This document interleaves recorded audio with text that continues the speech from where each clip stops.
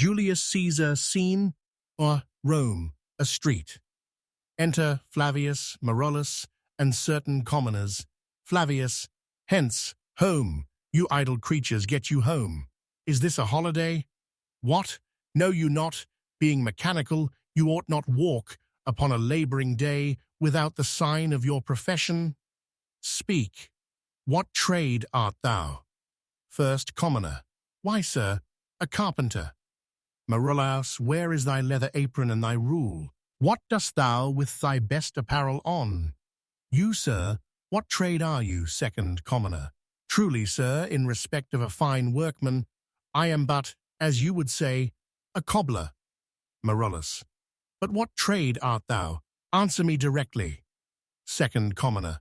A trade, sir, that I hope I may use with a safe conscience, which is, indeed, sir, a mender of bad souls. Marullus.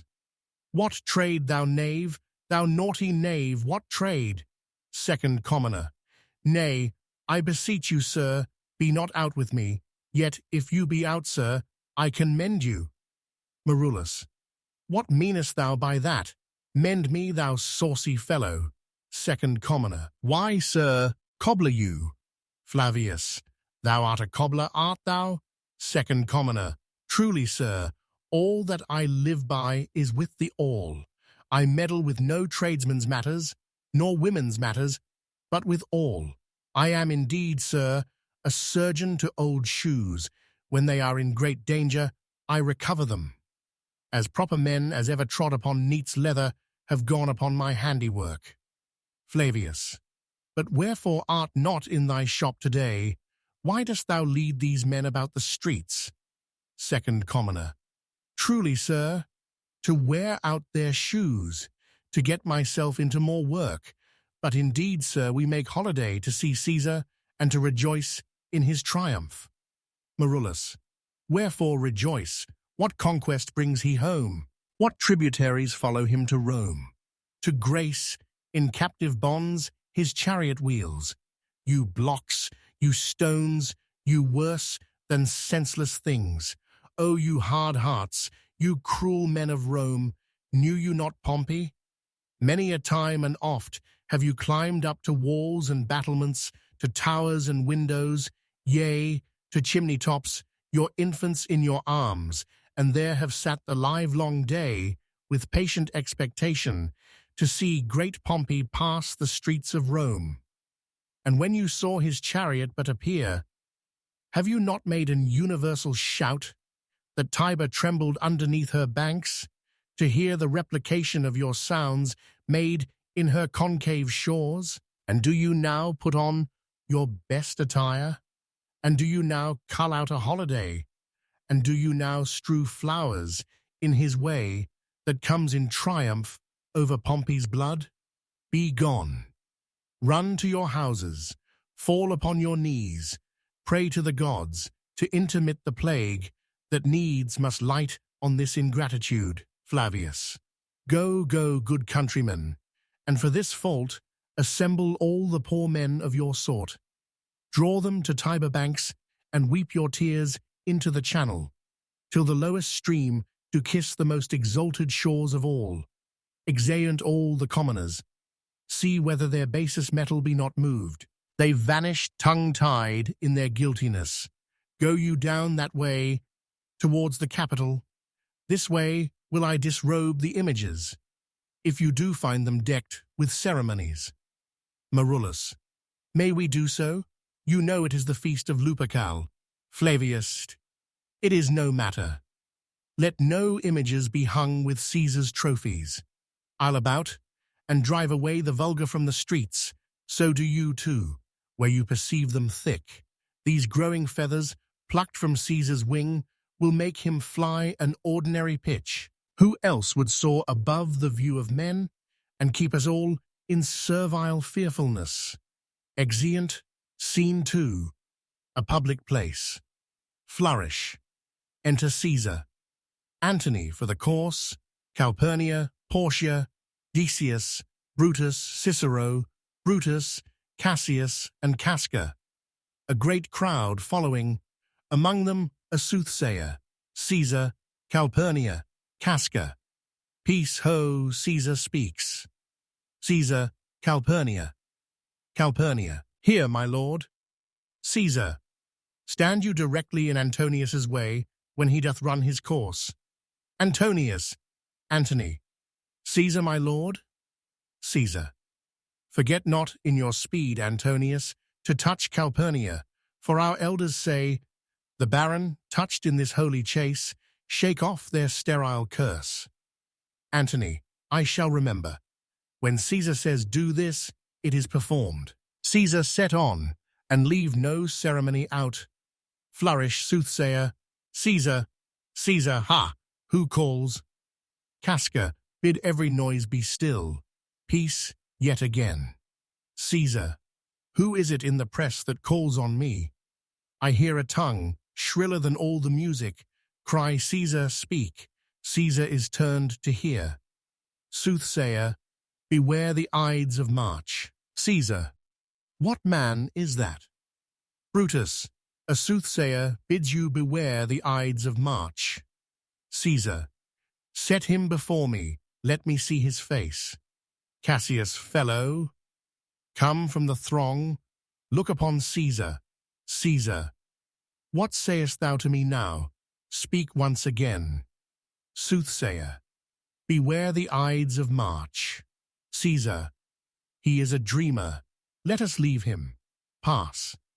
Senate, exeunt, all except Brutus and Cassius. Cassius, will you go see the order of the course? Brutus, not I. Cassius, I pray you do. Brutus, I am not gamesome. I do lack some part of that quick spirit that is in Antony. Let me not hinder, Cassius, your desires. I'll leave you. Cassius, Brutus, I do observe you now of late. I have not from your eyes that gentleness and show of love as I was wont to have. You bear too stubborn and too strange a hand over your friend that loves you. Brutus, Cassius, be not deceived. If I have veiled my look, I turn the trouble of my countenance merely upon myself. Vexed I am of late with passions of some difference, conceptions only proper to myself, which give some soil, perhaps, to my behaviours. But let not therefore my good friends be grieved, among which number, Cassius, be you one, nor construe any further my neglect, than that poor Brutus, with himself at war, forgets the shows of love to other men. Cassius, then, Brutus, I have much mistook your passion, by means whereof this breast of mine hath buried thoughts of great value, worthy cogitations. Tell me, good Brutus, can you see your face? Brutus, no, Cassius, for the eye sees not itself, but by reflection, by some other things. Cassius, 'tis just, and it is very much lamented, Brutus, that you have no such mirrors as will turn your hidden worthiness into your eye, that you might see your shadow. I have heard, where many of the best respect in Rome, except immortal Caesar, speaking of Brutus and groaning underneath this age's yoke, have wished that noble Brutus had his eyes. Brutus, into what dangers would you lead me, Cassius, that you would have me seek into myself for that which is not in me? Cassius, therefore, good Brutus, be prepared to hear. And since you know you cannot see yourself so well as by reflection, I, your glass, will modestly discover to yourself that of yourself which you yet know not of. And be not jealous on me, gentle Brutus.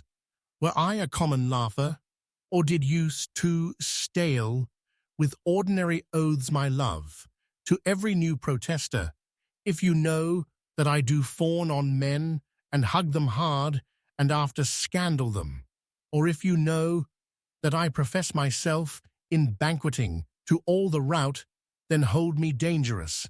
Flourish and shout, Brutus. What means this shouting? I do fear the people choose Caesar for their king. Cassius, do you fear it? Then must I think you would not have it so? Brutus, I would not, Cassius, yet I love him well. But wherefore do you hold me here so long? What is it that you would impart to me? if it be aught toward the general good, set honor in one eye and death i' the other, and I will look on both indifferently. For let the gods so speed me as I love the name of honor more than I fear death. Cassius, I know that virtue to be in you, Brutus, as well as I do know your outward favor. Well, honor is the subject of my story.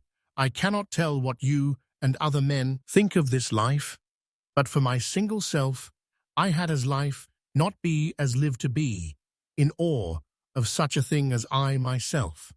I was born free as Caesar, so were you. We both have fed as well, and we can both endure the winter's cold as well as he.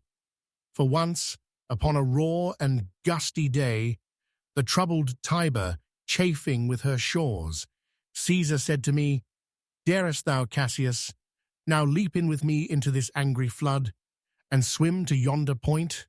Upon the word, accoutred as I was, I plunged in, and bade him follow. So indeed he did. The torrent roared, and we did buffet it with lusty sinews, throwing it aside, and stemming it with hearts of controversy. But ere we could arrive the point proposed, Caesar cried, Help me, Cassius, or I sink.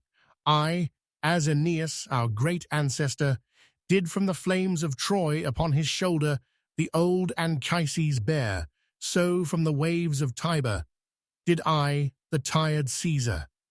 And this man is now become a god, and Cassius is a wretched creature, and must bend his body, if Caesar carelessly, but not on him. He had a fever when he was in Spain, and when the fit was on him, I did mark how he did shake. 'Tis true, this god did shake. His coward lips did from their colour fly, and that same eye, whose bend doth o'er the world, did lose his lustre. I did hear him groan, aye, and that tongue of his that bade the Romans mark him, and write his speeches in their books. Alas, it cried, Give me some drink, Titinius, as a sick girl. Ye gods, it doth amaze me, a man of such a feeble temper should so get the start of the majestic world, and bear the palm alone. Shout. Flourish, Brutus. Another general shout. I do believe that these applauses are for some new honours that are heaped on Caesar. Cassius, why, man, he doth bestride the narrow world like a colossus, and we petty men walk under his huge legs, and peep about to find ourselves dishonourable graves. Men at some time are masters of their fates. The fault, dear Brutus, is not in our stars, but in ourselves, that we are underlings. Brutus and Caesar. What should be in that Caesar? Why should that name be sounded more than yours? Write them together. Yours is as fair a name.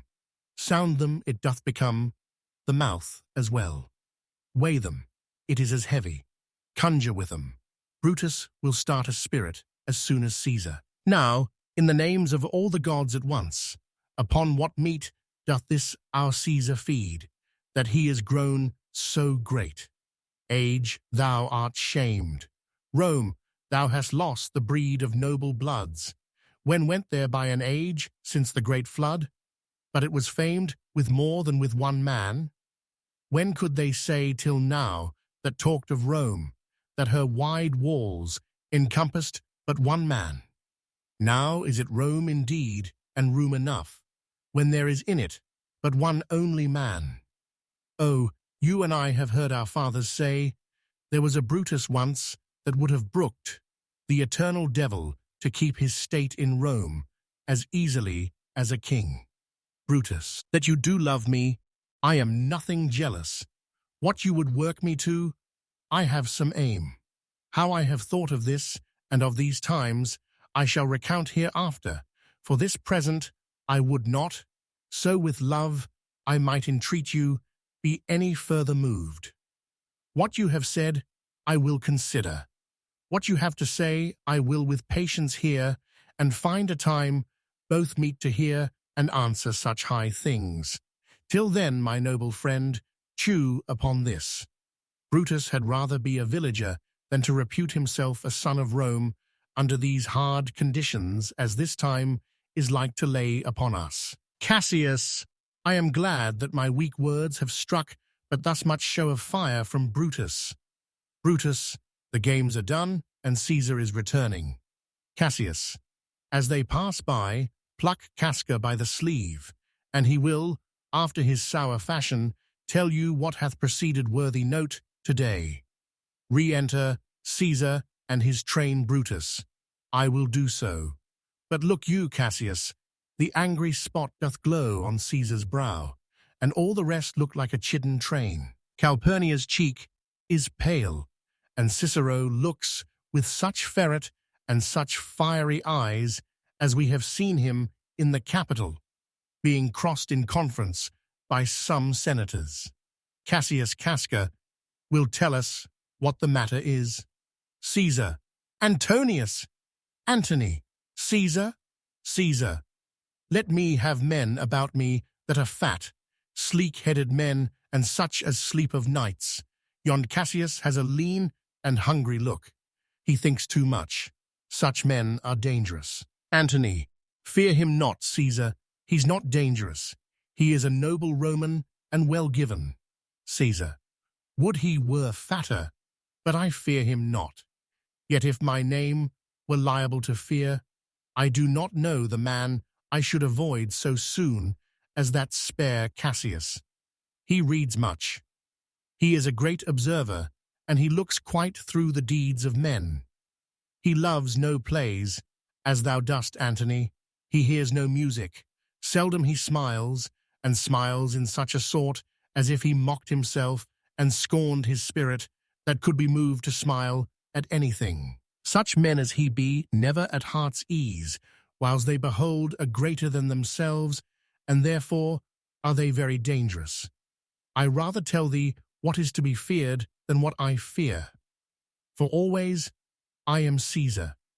Come on my right hand, for this ear is deaf, and tell me truly what thou thinkst of him. Senate, Exeunt Caesar, and all his train.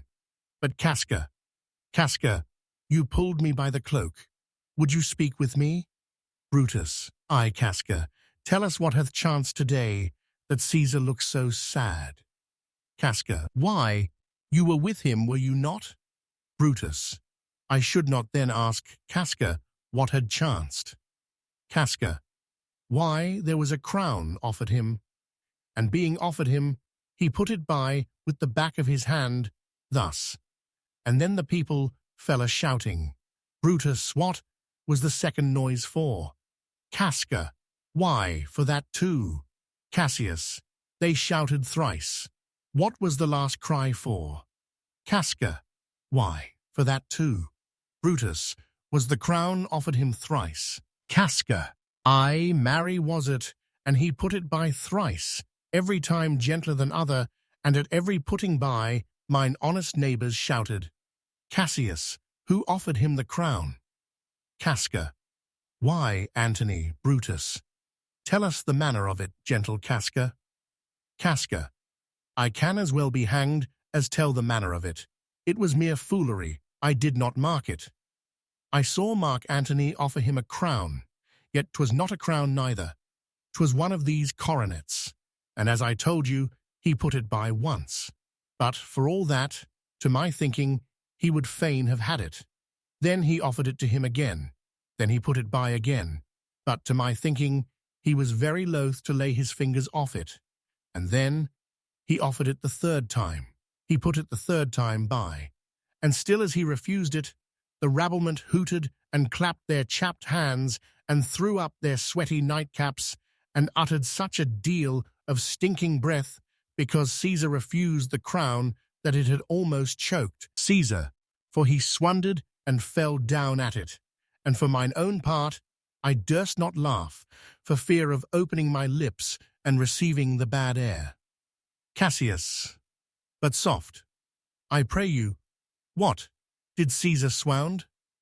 Casca, he fell down in the marketplace and foamed at mouth, and was speechless. Brutus, 'tis very like, he hath the failing sickness. Cassius. No, Caesar hath it not. But you and I, an honest Casca, we have the falling sickness. Casca. I know not what you mean by that, but I am sure Caesar fell down. If the tag-rag people did not clap him and hiss him, according as he pleased and displeased them, as they used to do the players in the theatre, I am no true man. Brutus, what said he when he came unto himself? Casca, marry, before he fell down, when he perceived the common herd, was glad he refused the crown. He plucked me ope his doublet, and offered them his throat to cut. And I had been a man of any occupation. If I would not have taken him at a word, I would I might go to hell among the rogues. And so he fell. When he came to himself again, he said, if he had done or said anything amiss, he desired their worships to think it was his infirmity. 3 or 4 wenches, where I stood, cried, alas, good soul, and forgave him with all their hearts, but there's no heed to be taken of them. If Caesar had stabbed their mothers, they would have done no less. Brutus. And after that, he came thus sad away. Casca. I. Cassius. Did Cicero say anything? Casca. Aye, he spoke Greek. Cassius. To what effect? Casca. Nay, and I tell you that, I'll ne'er look you i' the face again. But those that understood him smiled at one another and shook their heads, but for mine own part it was Greek to me. I could tell you more news too. Marullus and Flavius, for pulling scarfs off Caesar's images, are put to silence. Fare you well. There was more foolery yet, if I could remember it. Cassius. Will you sup with me tonight, Casca? Casca. No, I am promised forth. Cassius. Will you dine with me tomorrow? Casca. Aye, if I be alive and your mind hold, and your dinner worth the eating. Cassius. Good. I will expect you. Casca. Do so. Farewell both. Exit Brutus. What a blunt fellow is this grown to be. He was quick metal when he went to school. Cassius. So is he now in execution of any bold or noble enterprise. However, he puts on this tardy form. This rudeness is a sauce to his good wit, which gives men stomach to digest his words with better appetite. Brutus. And so it is. For this time I will leave you. Tomorrow, if you please to speak with me, I will come home to you. Or if you will, come home to me, and I will wait for you. Cassius. I will do so. Till then, think of the world. Exit Brutus. Well, Brutus, thou art noble, yet I see thy honourable metal may be wrought. From that it is disposed. Therefore it is meet that noble minds keep ever with their likes. For who so firm that cannot be seduced? Caesar doth bear me hard, but he loves Brutus. If I were Brutus now, and he were Cassius, he should not humour me. I will this night, in several hands, in at his windows throw, as if they came from several citizens, writings all tending to the great opinion that Rome holds of his name, wherein obscurely Caesar's ambition shall be glanced at. And after this, let Caesar seat him sure, for we will shake him, or worse days endure. Exit. Scene 3, the same, a street, thunder and lightning. Enter from opposite sides Casca with his sword drawn, and Cicero. Good even, Casca. Brought you Caesar home? Why are you breathless? And why stare you so? Casca. Are not you moved when all the sway of earth shakes like a thing unfirm? O Cicero, I have seen tempests, when the scolding winds have rived the knotty oaks, and I have seen the ambitious ocean swell and rage and foam to be exalted with the threatening clouds. But never till tonight, never till now, did I go through a tempest dropping fire. Either there is a civil strife in heaven, or else the world, too saucy with the gods, incenses them to send destruction. Cicero. Why? Saw you anything more wonderful? Casca. A common slave, you know him well by sight, held up his left hand, which did flame and burn, like 20 torches joined, and yet his hand, not sensible of fire, remained unscorched.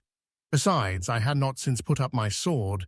Against the Capitol I met a lion, who glared upon me and went surly by, without annoying me, and there were drawn upon a heap 100 ghastly women, transformed with their fear, who swore they saw men all in fire walk up and down the streets. And yesterday the bird of night did sit, even at noonday, upon the marketplace, hooting and shrieking. When these prodigies do so conjointly meet, let not men say, these are their reasons, they are natural. For I believe they are portentous things unto the climate that they point upon. Cicero. Indeed, it is a strange disposed time, but men may construe things after their fashion, clean from the purpose of the things themselves. Comes Caesar to the Capitol tomorrow? Casca, he doth, for he did bid Antonius send word to you he would be there tomorrow. Cicero. Good night then, Casca. This disturbed sky is not to walk in. Casca. Farewell, Cicero. Exit, Cicero. Enter Cassius Cassius. Who's there? Casca. A Roman. Cassius Casca, by your voice. Casca. Your ear is good. Cassius, what night is this? Cassius. A very pleasing night to honest men. Casca. Who ever knew the heavens menace so? Cassius. Those that have known the earth so full of faults.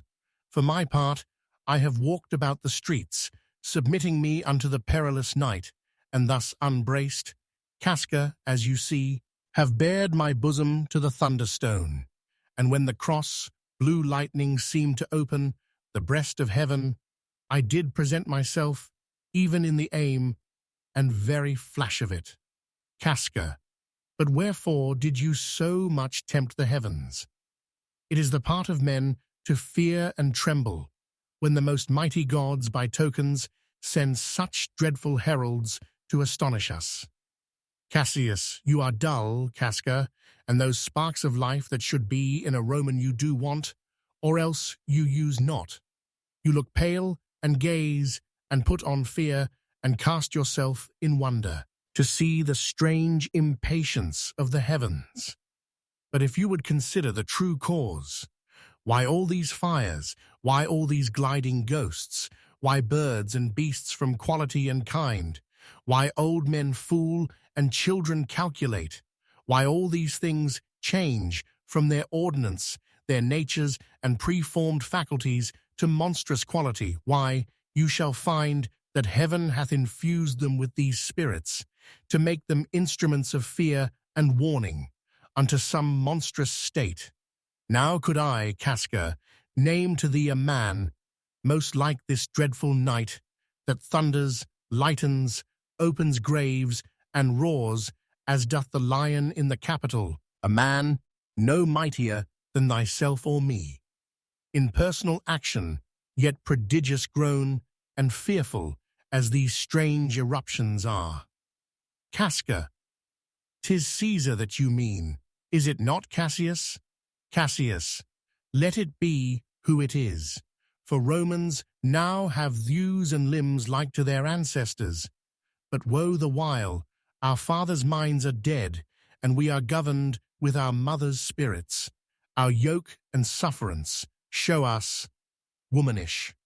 Casca. Indeed, they say the senators tomorrow mean to establish Caesar as a king, and he shall wear his crown by sea and land, in every place, save here in Italy. Cassius. I know where I will wear this dagger then. Cassius from bondage will deliver Cassius. Therein, ye gods, you make the weak most strong. Therein, ye gods, you tyrants do defeat.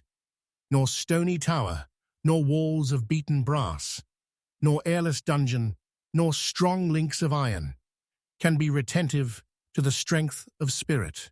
But life, being weary of these worldly bars, never lacks power to dismiss itself. If I know this, know all the world besides, that part of tyranny that I do bear, I can shake off at pleasure. Thunder, still. Casca, so can I. So every bondman in his own hand bears the power to cancel his captivity.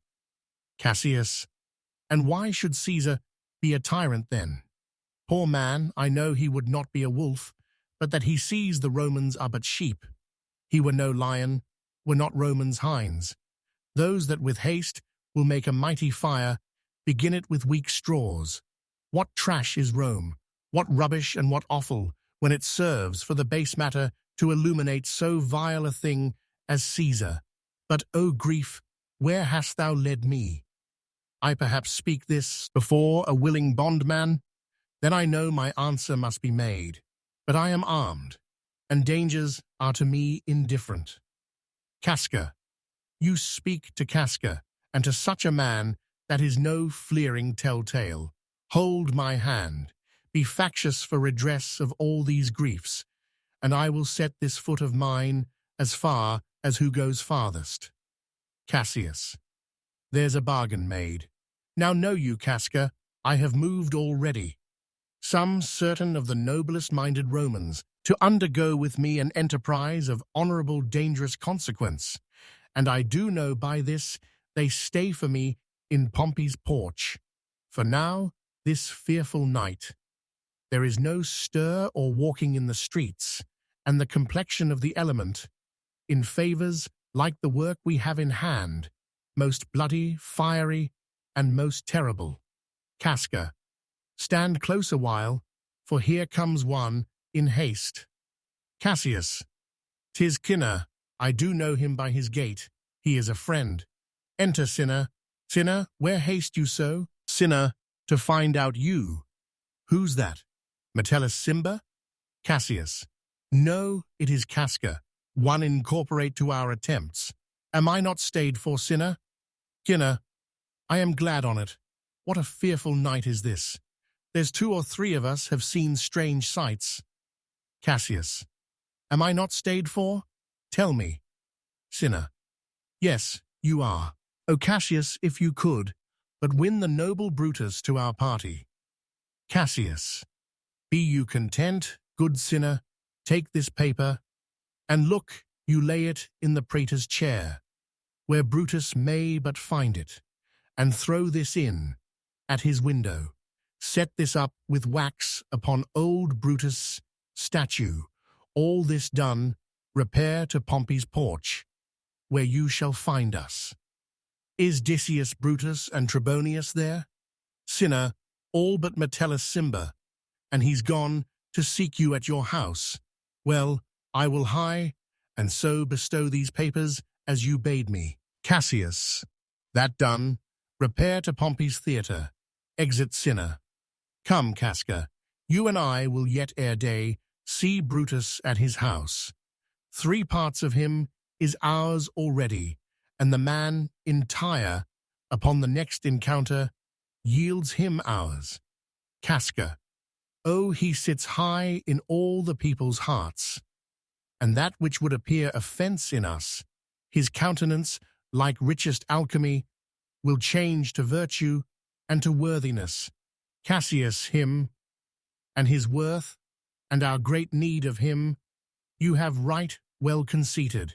Let us go, for it is after midnight, and ere day we will awake him and be sure of him. Exeunt Tahu. Scene Y. Rome. Brutus's orchard. Enter Brutus. Brutus. What, Lucius, ho?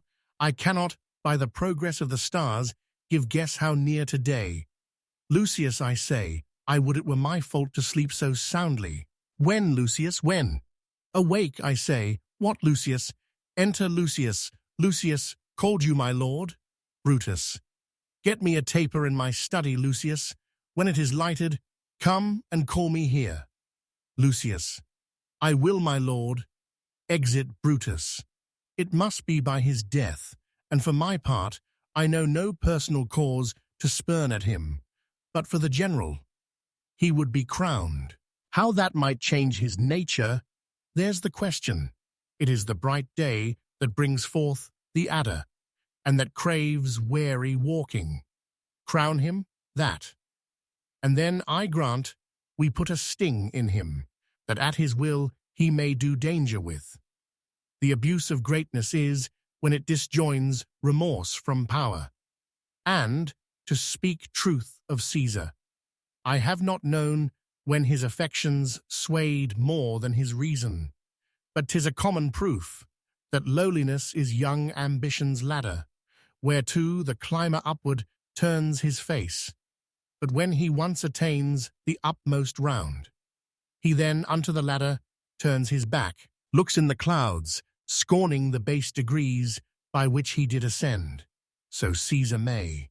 Then, lest he may, prevent. And since the quarrel will bear no colour for the thing he is, fashion it thus, that what he is, augmented, would run to these and these extremities, and therefore think him as a serpent's egg, which, hatched, would, as his kind, grow mischievous, and kill him in the shell.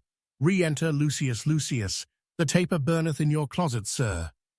Searching the window for a flint, I found this paper thus sealed up, and I am sure it did not lie there when I went to bed.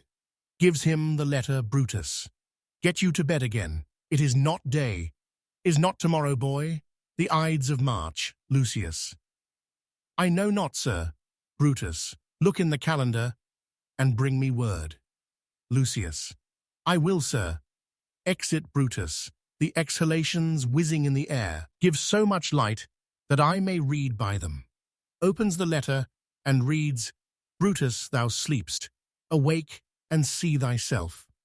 Shall Rome and sea speak, strike, redress? Brutus, thou sleepst. Awake. Such instigations have been often dropped where I have took them up. Shall Rome and sea, thus must I piece it out. Shall Rome stand under one man's awe? What, Rome? My ancestors did from the streets of Rome the Tarquin drive, when he was called a king. Speak, strike, redress.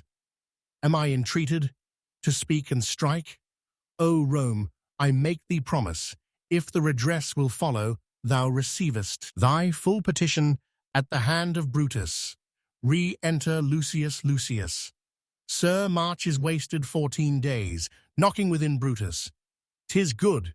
Go to the gate. Somebody knocks. Exit Lucius. Since Cassius first did wet me against Caesar, I have not slept. Between the acting of a dreadful thing and the first motion, all the interim is like a phantasma or a hideous dream. The genius and the mortal instruments are then in council, and the state of man, like to a little kingdom, suffers then the nature of an insurrection.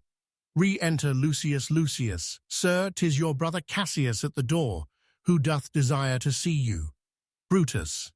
Is he alone? Lucius. No, sir, there are more with him. Brutus. Do you know them? Lucius. No, sir.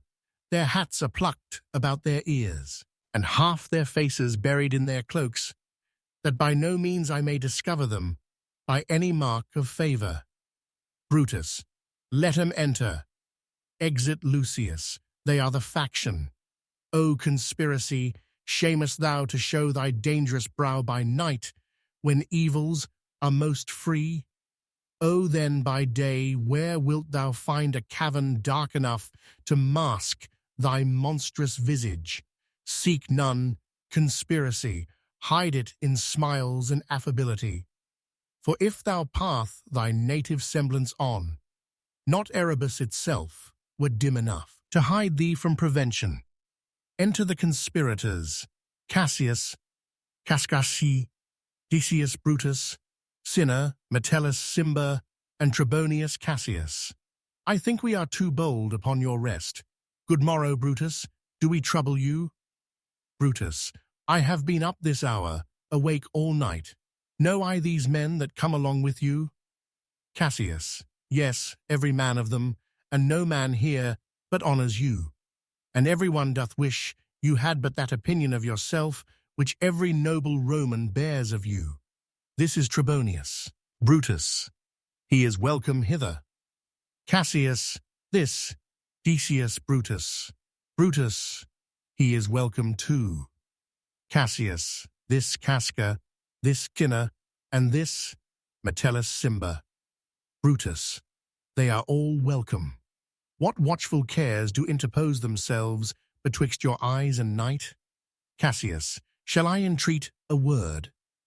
Brutus and Cassius whisper. Decius Brutus. Here lies the east. Doth not the day break here? Casca. No. Cinna. Oh, pardon, sir. It doth, and yon grey lines that fret the clouds are messengers of day. Casca. You shall confess that you are both deceived. Here, as I point my sword, the sun arises, which is a great way growing on the south, weighing the youthful season of the year. Some 2 months hence, up higher toward the north, he first presents his fire, and the high east stands as the capital directly here. Brutus. Give me your hands, all over one by one. Cassius. And let us swear our resolution. Brutus. No, not an oath, if not the face of men, the sufferance of our souls, the time's abuse. If these be motives weak, break off betimes, and every man hence to his idle bed. So let high-sighted tyranny range on, till each man drop by lottery.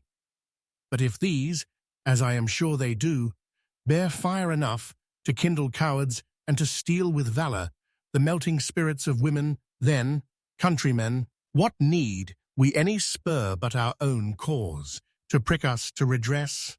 What other bond than secret Romans that have spoke the word, and will not palter? And what other oath than honesty to honesty engaged, that this shall be, or we will fall for it? Swear priests, and cowards, and men cautelous, old feeble carrions, and such suffering souls that welcome wrongs. Unto bad causes swear such creatures as men doubt, but do not stain the even virtue of our enterprise, nor the insuppressive metal of our spirits, to think that, or our cause, or our performance, did need an oath. When every drop of blood that every Roman bears, and nobly bears, is guilty of a several bastardy, if he do break the smallest particle of any promise that hath passed from him. Cassius. But what of Cicero? Shall we sound him? I think he will stand very strong with us. Casca. Let us not leave him out. Cinna. No, by no means. Metellus Cimber. Oh, let us have him, for his silver hairs will purchase us a good opinion, and by men's voices to commend our deeds. It shall be said, his judgment ruled our hands. Our youths and wildness shall no wit appear, but all be buried in his gravity. Brutus. O name him not. Let us not break with him, for he will never follow anything that other men begin. Cassius. Then leave him out. Casca. Indeed he is not fit. Decius Brutus. Shall no man else be touched, but only Caesar? Cassius. Decius well urged. I think it is not meet, Mark Antony, so well beloved of Caesar, should outlive Caesar. We shall find of him a shrewd contriver, and you know his means, if he improve them, may well stretch so far as to annoy us all, which to prevent, let Antony and Caesar fall together. Brutus. Our course will seem too bloody, Caius Cassius, to cut the head off, and then hack the limbs, like wrath in death and envy afterwards. For Antony is but a limb of Caesar. Let us be sacrificers, but not butchers, Caius. We all stand up against the spirit of Caesar, and in the spirit of men there is no blood. Oh, that we then could come by Caesar's spirit, and not dismember Caesar. But alas, Caesar must bleed for it. And gentle friends, let's kill him boldly, but not wrathfully. Let's carve him as a dish fit for the gods, not hew him as a carcass fit for hounds. And let our hearts, as subtle masters do, stir up their servants to an act of rage, and after seem to chide 'em. This shall make our purpose necessary and not envious, which so appearing to the common eyes, we shall be called purgers, not murderers. And for Mark Antony, think not of him, for he can do no more than Caesar's arm when Caesar's head is off. Cassius. Yet I fear him, for in the engrafted love he bears to Caesar. Brutus. Alas, good Cassius, do not think of him. If he loves Caesar, all that he can do is to himself. Take thought and die for Caesar, and that were much he should, for he is given to sports, to wildness, and much company. Trebonius. There is no fear in him. Let him not die, for he will live and laugh at this hereafter. Clock strikes, Brutus peace, count the clock. Cassius. The clock hath stricken 3. Trebonius. 'Tis time to part. Cassius. But it is doubtful yet whether Caesar will come forth today or no, for he is superstitious grown of late, quite from the main opinion he held once of fantasy, of dreams and ceremonies. It may be these apparent prodigies, the unaccustomed terror of this night, and the persuasion of his augurers may hold him from the Capitol today. Decius Brutus. Never fear that, if he be so resolved, I can o'ersway him, for he loves to hear that unicorns may be betrayed with trees, and bears with glasses, elephants with holes, lions with toils, and men with flatterers. But when I tell him he hates flatterers, he says he does, being then most flattered.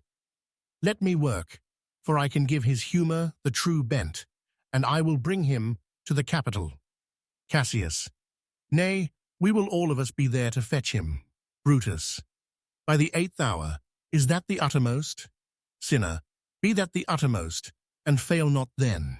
Metellus Cimber Caius Ligarius doth bear Caesar hard, who rated him for speaking well of Pompey. I wonder none of you have thought of him. Brutus. Now, good Metellus, go along by him. He loves me well, and I have given him reasons. Send him but hither, and I'll fashion him. Cassius. The morning comes upon's. We'll leave you, Brutus, and friends disperse yourselves, but all remember what you have said, and show yourselves true Romans. Brutus. Good gentlemen, look fresh and merrily. Let not our looks put on our purposes, but bear it as our Roman actors do, with untired spirits and formal constancy. And so good morrow to you, everyone. Exeunt all but Brutus boy. Lucius, fast asleep? It is no matter. Enjoy the honey-heavy dew of slumber. Thou hast no figures nor no fantasies which busy care draws in the brains of men. Therefore thou sleepst so sound. Enter Portia. Portia. Brutus, my lord. Brutus, Portia, what mean you? Wherefore rise you now? It is not for your health thus to commit your weak condition to the raw cold morning. Portia. Nor for yours, neither. You've ungently, Brutus, stole from my bed. And yesternight, at supper, you suddenly arose and walked about, musing and sighing, with your arms across. And when I asked you what the matter was, you stared upon me with ungentle looks. I urged you further. Then you scratched your head, and too impatiently stamped out with your foot. Yet I insisted, yet you answered not, but with an angry wafture of your hand, gave sign for me to leave you. So I did, fearing to strengthen that impatience, which seemed too much enkindled, and withal, hoping it was but an effect of humour, which sometime hath his hour with every man. It will not let you eat, nor talk, nor sleep. And could it work so much upon your shape as it hath much prevailed on your condition, I should not know you, Brutus. Dear my lord, make me acquainted with your cause of grief. Brutus. I am not well in health, and that is all. Portia. Brutus is wise, and were he not in health, he would embrace the means to come by it. Brutus. Why, so I do. Good Portia, go to bed. Portia. Is Brutus sick? And is it physical to walk unbraced and suck up the humours of the dank morning? What, is Brutus sick, and will he steal out of his wholesome bed to dare the vile contagion of the night and tempt the roomy and unpurged air to add unto his sickness?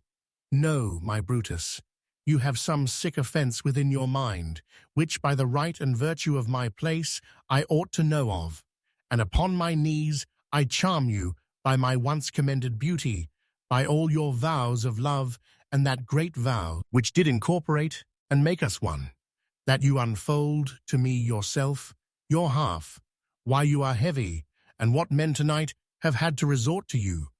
For here have been some 6 or 7, who did hide their faces, even from darkness.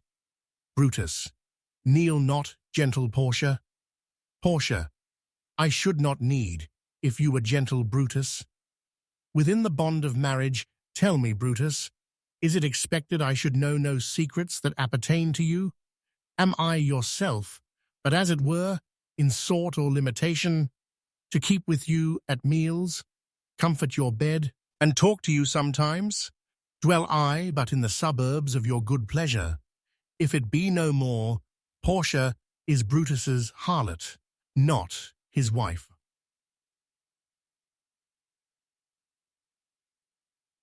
Brutus, you are my true and honourable wife, as dear to me as are the ruddy drops that visit my sad heart. Portia, if this were true, then should I know this secret. I grant I am a woman, but withal a woman that Lord Brutus took to wife. I grant I am a woman, but withal a woman well reputed, Cato's daughter. Think you I am no stronger than my sex, being so fathered and so husbanded? Tell me your counsels, I will not disclose 'em. I have made strong proof of my constancy, giving myself a voluntary wound here in the thigh. Can I bear that with patience, and not my husband's secrets? Brutus, O ye gods, render me worthy of this noble wife. Knocking within, hark, hark. One knocks. Portia, go in a while, and by thy bosom shall partake the secrets of my heart. All my engagements I will construe to thee, all the charactery of my sad brows. Leave me with haste. Exit Portia. Lucius, who's that knocks? Re-enter Lucius, with Ligarius. Lucius, he is a sick man that would speak with you. Brutus Caius Ligarius, that Metellus spake of. Boy, stand aside. Caius Ligarius, how? Ligarius, vouchsafe good morrow from a feeble tongue. Brutus, oh, what a time have you chose out, brave Caius, to wear a kerchief. Would you were not sick? Ligarius, I am not sick, if Brutus have in hand any exploit worthy the name of honour. Brutus, such an exploit have I in hand, Ligarius, had you a healthful ear to hear of it. Ligarius, by all the gods that Romans bow before, I here discard my sickness, soul of Rome, brave son, derived from honourable loins, thou, like an exorcist, hast conjured up my mortified spirit. Now bid me run, and I will strive with things impossible, yea, get the better of them. What's to do? Brutus, a piece of work that will make sick men whole. Ligarius, but are not some whole that we must make sick? Brutus, that must we also. What it is, my Caius, I shall unfold to thee, as we are going to whom it must be done. Ligarius, set on your foot, and with a heart new fired I follow you, to do I know not what, but it sufficeth that Brutus leads me on. Brutus, follow me then. Exeunt Scene 2. Caesar's house.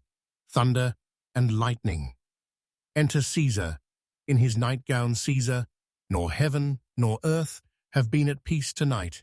Thrice hath Calpurnia in her sleep cried out, Help ho, they murder Caesar. Who's within? Enter a servant. My lord? Caesar. Go bid the priests do present sacrifice, and bring me their opinions of success. Servant I will, my lord. Exit, enter Calpurnia. Calpurnia. What mean you, Caesar? Think you to walk forth?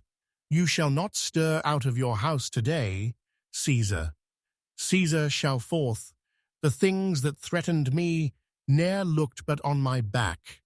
When they shall see the face of Caesar, they are vanished. Calpurnia. Caesar, I never stood on ceremonies, yet now they fright me. There is one within, besides the things that we have heard and seen, recounts most horrid sights seen by the watch. A lioness hath whelped in the streets, and graves have yawned, and yielded up their dead. Fierce, fiery warriors fought upon the clouds, in ranks and squadrons and right form of war, which drizzled blood upon the Capitol. The noise of battle hurtled in the air. Horses did neigh, and dying men did groan, and ghosts did shriek and squeal about the streets. O Caesar, these things are beyond all use, and I do fear them. Caesar, what can be avoided? Whose end is purposed by the mighty gods?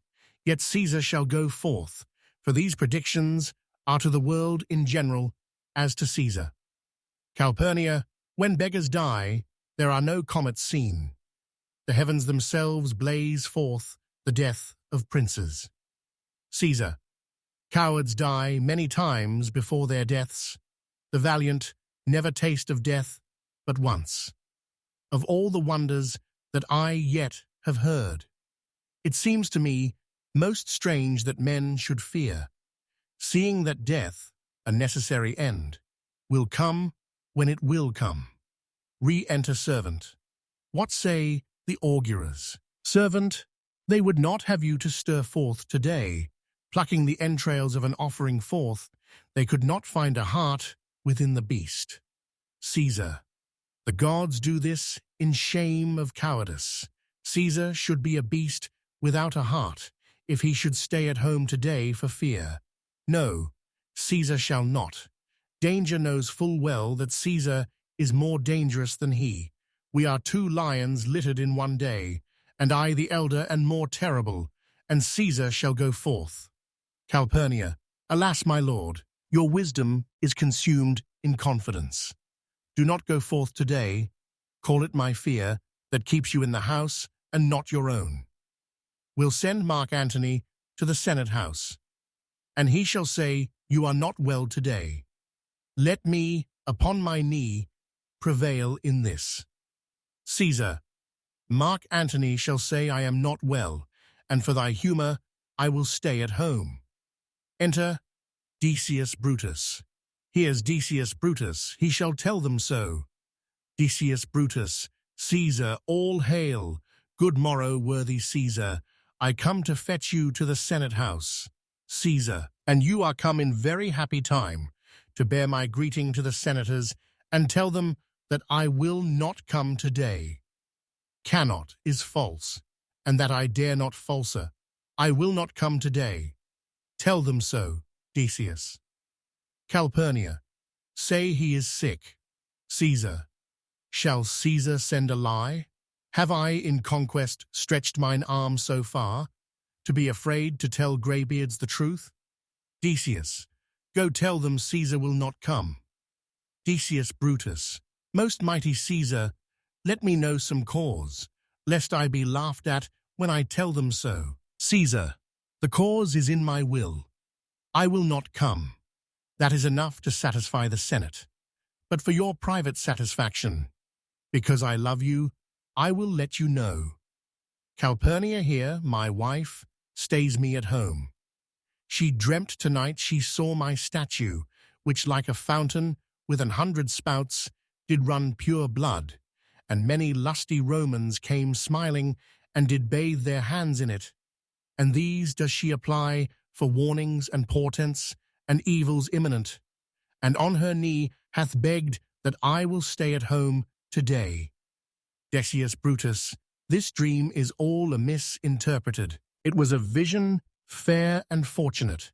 Your statue spouting blood in many pipes, in which so many smiling Romans bathed, signifies that from you great Rome shall suck reviving blood, and that great men shall press for tinctures, stains, relics, and cognizance.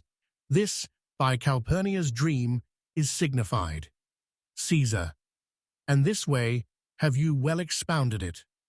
Decius Brutus, I have, when you have heard what I can say, and know it now, the Senate have concluded to give this day a crown to mighty Caesar. If you shall send them word, you will not come. Their minds may change. Besides, it were a mock apt to be rendered, for someone to say, break up the Senate till another time, when Caesar's wife shall meet with better dreams. If Caesar hide himself, shall they not whisper, lo, Caesar is afraid? Pardon me, Caesar, for my dear, dear love. To our proceeding bids me tell you this, and reason to my love is liable. Caesar, how foolish do your fears seem now, Calpurnia? I am ashamed I did yield to them. Give me my robe, for I will go. Enter Publius, Brutus, Ligarius, Metellus, Casca, Trebonius, and Cinna. And look where Publius is come to fetch me. Publius. Good morrow, Caesar. Caesar.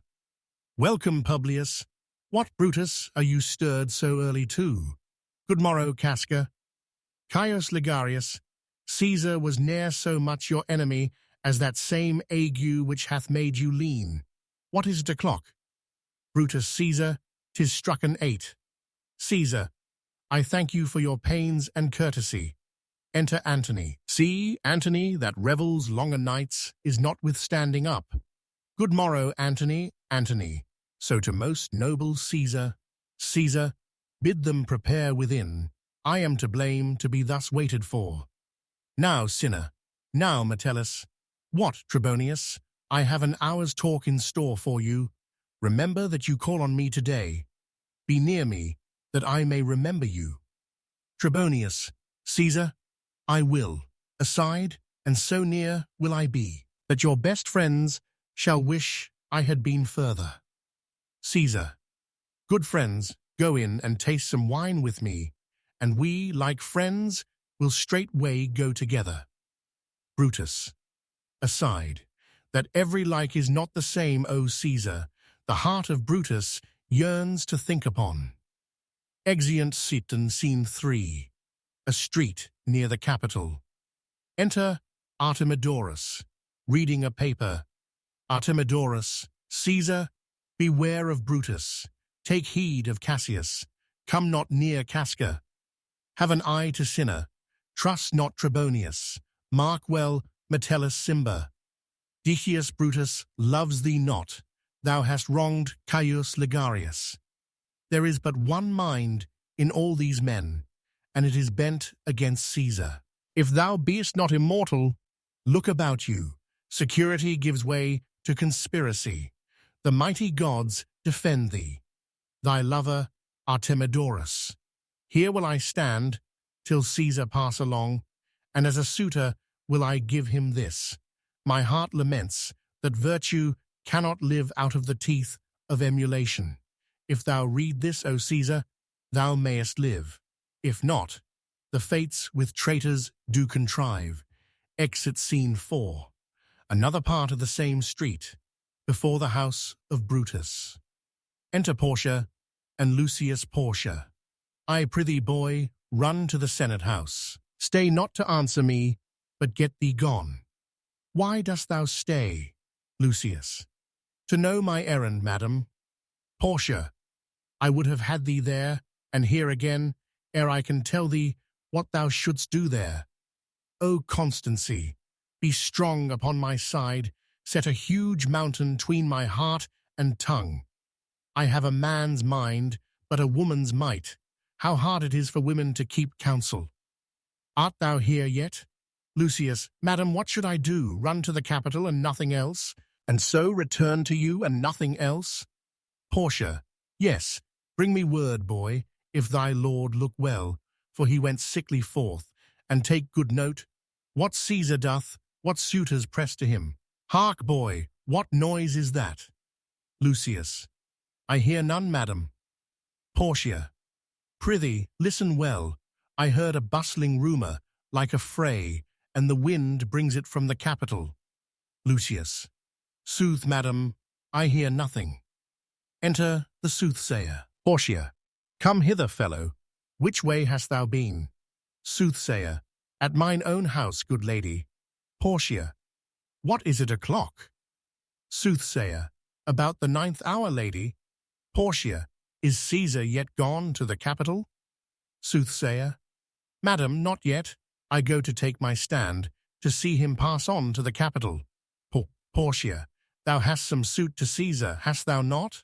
Soothsayer, that I have, lady. If it will please Caesar to be so good to Caesar as to hear me, I shall beseech him to befriend himself. Portia, why, knowest thou any harms intended towards him? Soothsayer, none that I know will be, much that I fear may chance. Good morrow to you. Here the street is narrow, the throng that follows Caesar at the heels, of senators, of praetors, common suitors, will crowd a feeble man almost to death. I'll get me to a place more void, and there speak to great Caesar as he comes along. Exit Portia, I must go in. Ay me, how weak a thing the heart of woman is. O Brutus, the heavens speed thee in thine enterprise. Sure the boy heard me, Brutus hath a suit that Caesar will not grant. Oh, I grow faint. Run, Lucius, and commend me to my lord. Say I am merry, come to me again, and bring me word what he doth say to thee. Exeunt severally. Act 3. Scene Y. Rome. Before the Capitol, the Senate sitting above, a crowd of people, among them Artemidorus and the soothsayer. Flourish. Enter Caesar, Brutus, Cassius, Casca, Decius, Brutus, Metellus, Cimber, Trebonius, Cinna, Antony, Lepidus, Papilius, Publius, and others. Caesar, to the soothsayer, the Ides of March are come. Soothsayer, aye, Caesar, but not gone. Artemidorus, hail Caesar, read this schedule. Decius Brutus, Trebonius doth desire you to wear read, at your best leisure, this his humble suit. Artemidorus, O Caesar, read mine first, for mine's a suit that touches Caesar nearer. Read it, great Caesar. Caesar, what touches us ourself shall be last served. Artemidorus, delay not, Caesar, read it instantly. Caesar, what, is the fellow mad? Publius, Sirrah, give place. Cassius, what, urge you your petitions in the street? Come to the Capitol. Caesar goes up to the Senate House, the rest following. Papilius, wish your enterprise today may thrive. Cassius, what enterprise, Papilius? Papilius, fare you well, advances to Caesar. Brutus, what said Papilius Lena? Cassius, he wished today our enterprise might thrive. I fear our purpose is discovered. Brutus, look, how he makes to Caesar. Mark him. Cassius, Casca, be sudden, for we fear prevention. Brutus, what shall be done? If this be known, Cassius or Caesar never shall turn back, for I will slay myself.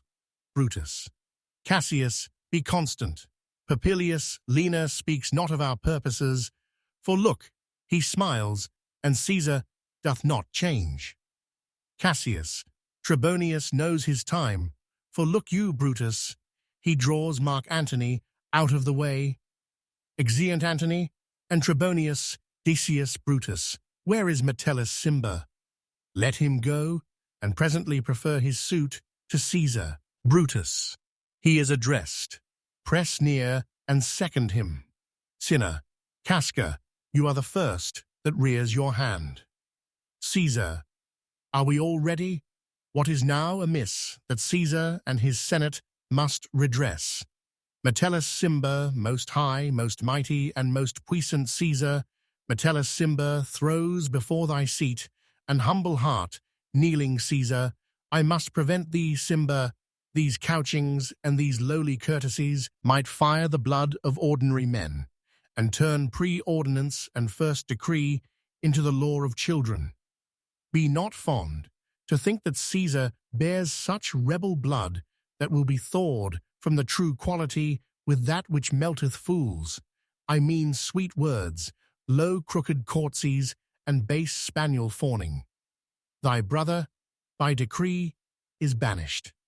If thou dost bend and pray and fawn for him, I spurn thee like a cur out of my way. No, Caesar doth not wrong, nor without cause will he be satisfied. Metellus Cimber, is there no voice more worthy than my own, to sound more sweetly in great Caesar's ear, for the repealing of my banished brother? Brutus, I kiss thy hand, but not in flattery, Caesar, desiring thee that Publius Cimber may have an immediate freedom of repeal. Caesar, what, Brutus? Cassius, pardon, Caesar. Caesar, pardon. As low as to thy foot doth Cassius fall, to beg enfranchisement for Publius Cimber. Cassius, I could be well moved if I were as you. If I could pray to move, prayers would move me.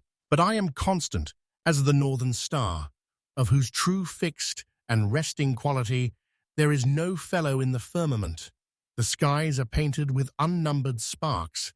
They are all fire, and every one doth shine. But there's but one in all doth hold his place.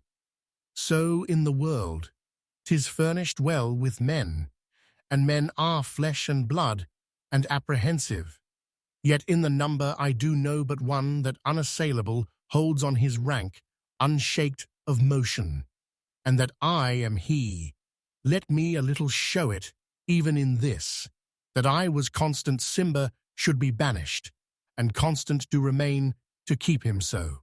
Sinner, O Caesar, Caesar hence, wilt thou lift up Olympus? Decius Brutus, great Caesar, Caesar, doth not Brutus bootless kneel? Casca, speak hands for me. Casca, first, then the other conspirators, and Brutus stab Caesar, Caesar et tu, Bruta, then fall Caesar, dies sinner liberty, freedom, tyranny is dead. Run, hence, proclaim, cry it about the streets.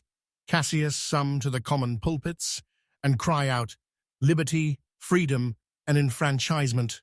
Brutus, people and senators, be not affrighted, fly not, stand stiff, ambition's debt is paid.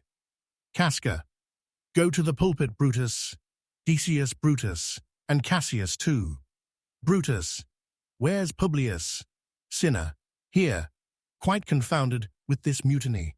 Metellus Cimber, stand fast together, lest some friend of Caesar's should chance. Brutus, talk not of standing. Publius, good cheer. There is no harm intended to your person, nor to no Roman else, so tell them, Publius. Cassius, and leave us, Publius, lest that the people, rushing on us, should do your age some mischief. Brutus, do so, and let no man abide this deed, but we the doers re-enter Trebonius. Enter. Cassius, where is Antony? Trebonius fled to his house, amazed. Men, wives, and children stare, cry out, and run, as it were doomsday. Brutus fates, we will know your pleasures. That we shall die, we know.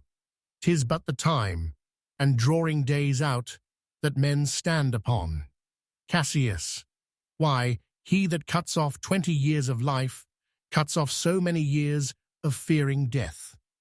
Brutus, grant that, and then is death a benefit. So are we Caesar's friends, that have abridged his time of fearing death. Stoop, Romans, stoop, and let us bathe our hands in Caesar's blood up to the elbows, and besmear our swords. Then walk we forth, even to the marketplace, and waving our red weapons o'er our heads, let's all cry, peace, freedom, and liberty. Cassius, stoop then, and wash. How many ages hence shall this our lofty scene be acted over in states unborn and accents yet unknown?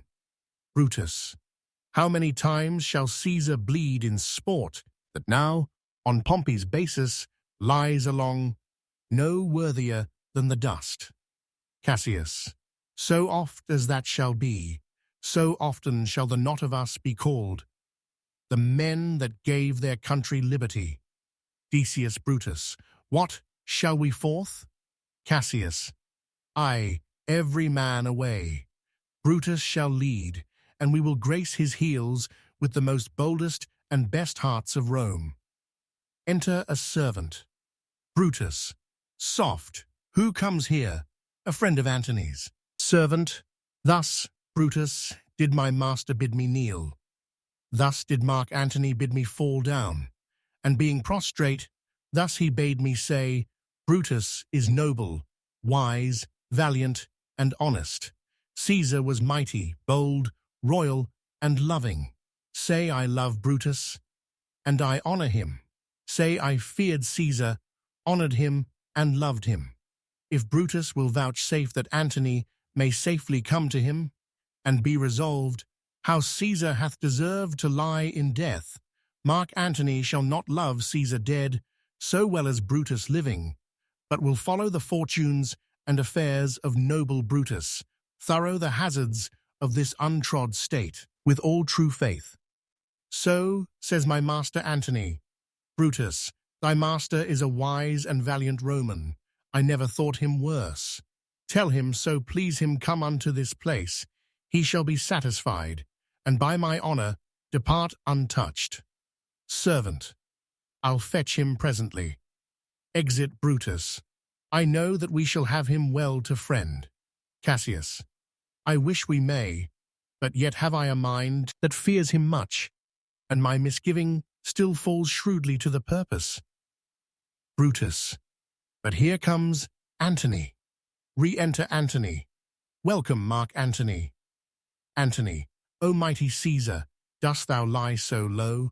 Are all thy conquests, glories, triumphs, spoils, shrunk to this little measure? Fare thee well.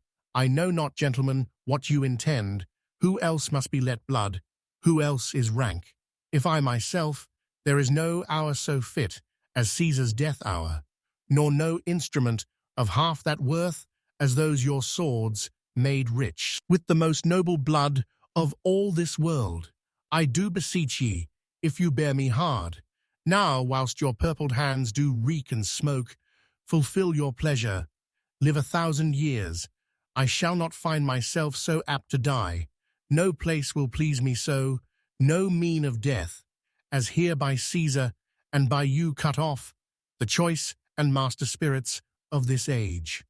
Brutus, O Antony, beg not your death of us, though now we must appear bloody and cruel, as by our hands, and this our present act, you see we do, yet see you but our hands, and this the bleeding business they have done. Our hearts you see not, they are pitiful, and pity to the general wrong of Rome, as fire drives out fire, so pity hath done this deed on Caesar.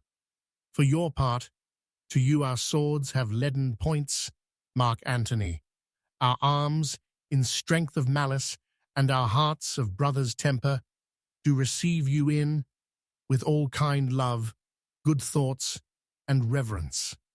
Cassius, your voice shall be as strong as any man's, in the disposing of new dignities. Brutus, only be patient till we have appeased the multitude beside themselves with fear, and then we will deliver you the cause why I, that did love Caesar when I struck him, have thus proceeded. Antony, I doubt not of your wisdom. Let each man render me his bloody hand. First, Marcus Brutus, will I shake with you. Next, Caius Cassius, do I take your hand. Now, Decius Brutus yours, now yours, Metellus, yours, Cinna, and my valiant Casca, yours. Though last, not last in love, yours, good Trebonius.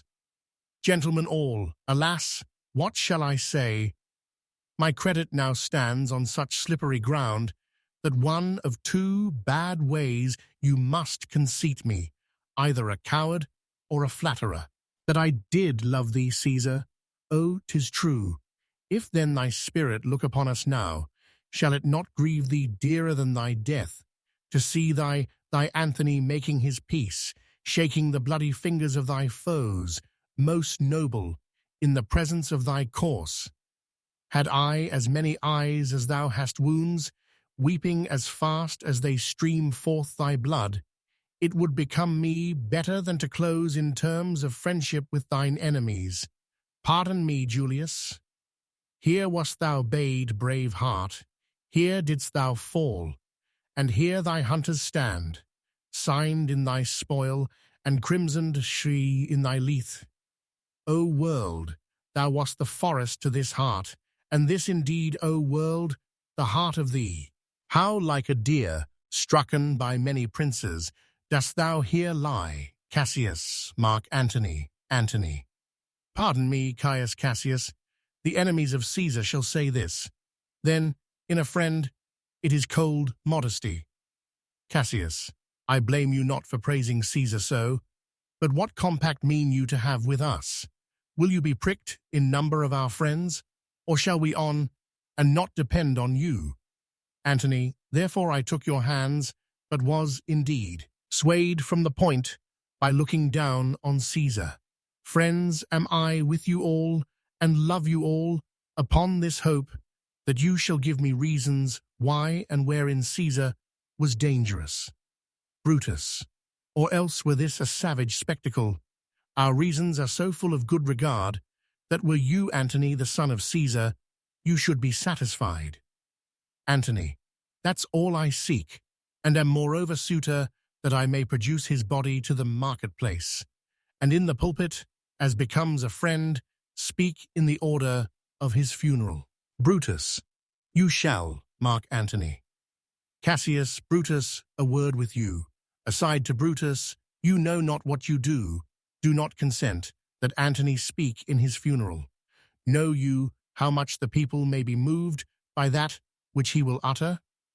Brutus, by your pardon, I will myself into the pulpit first, and show the reason of our Caesar's death. What Antony shall speak, I will protest, he speaks by leave and by permission, and that we are contented, Caesar shall have all true rights and lawful ceremonies. It shall advantage more than do us wrong. Cassius, I know not what may fall, I like it not. Brutus, Mark Antony, here take you Caesar's body.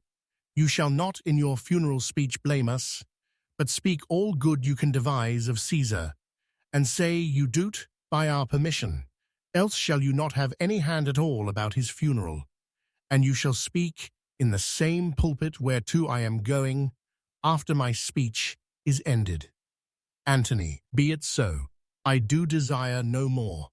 Brutus, prepare the body then, and follow us. Exeunt all but Antony, Antony.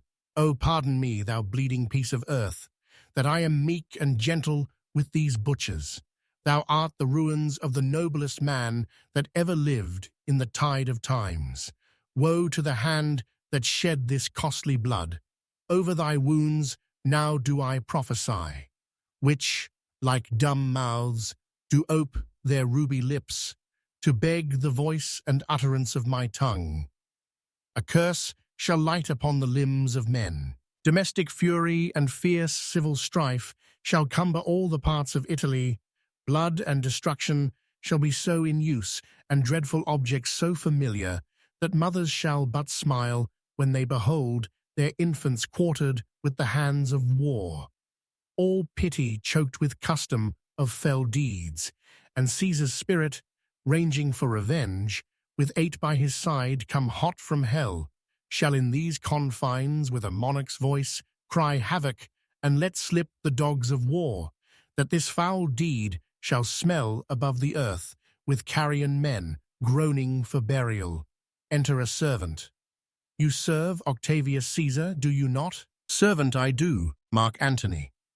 Antony, Caesar did write for him to come to Rome. Servant, he did receive his letters and is coming, and bid me say to you by word of mouth, O Caesar, seeing the body Antony, thy heart is big, get thee apart and weep.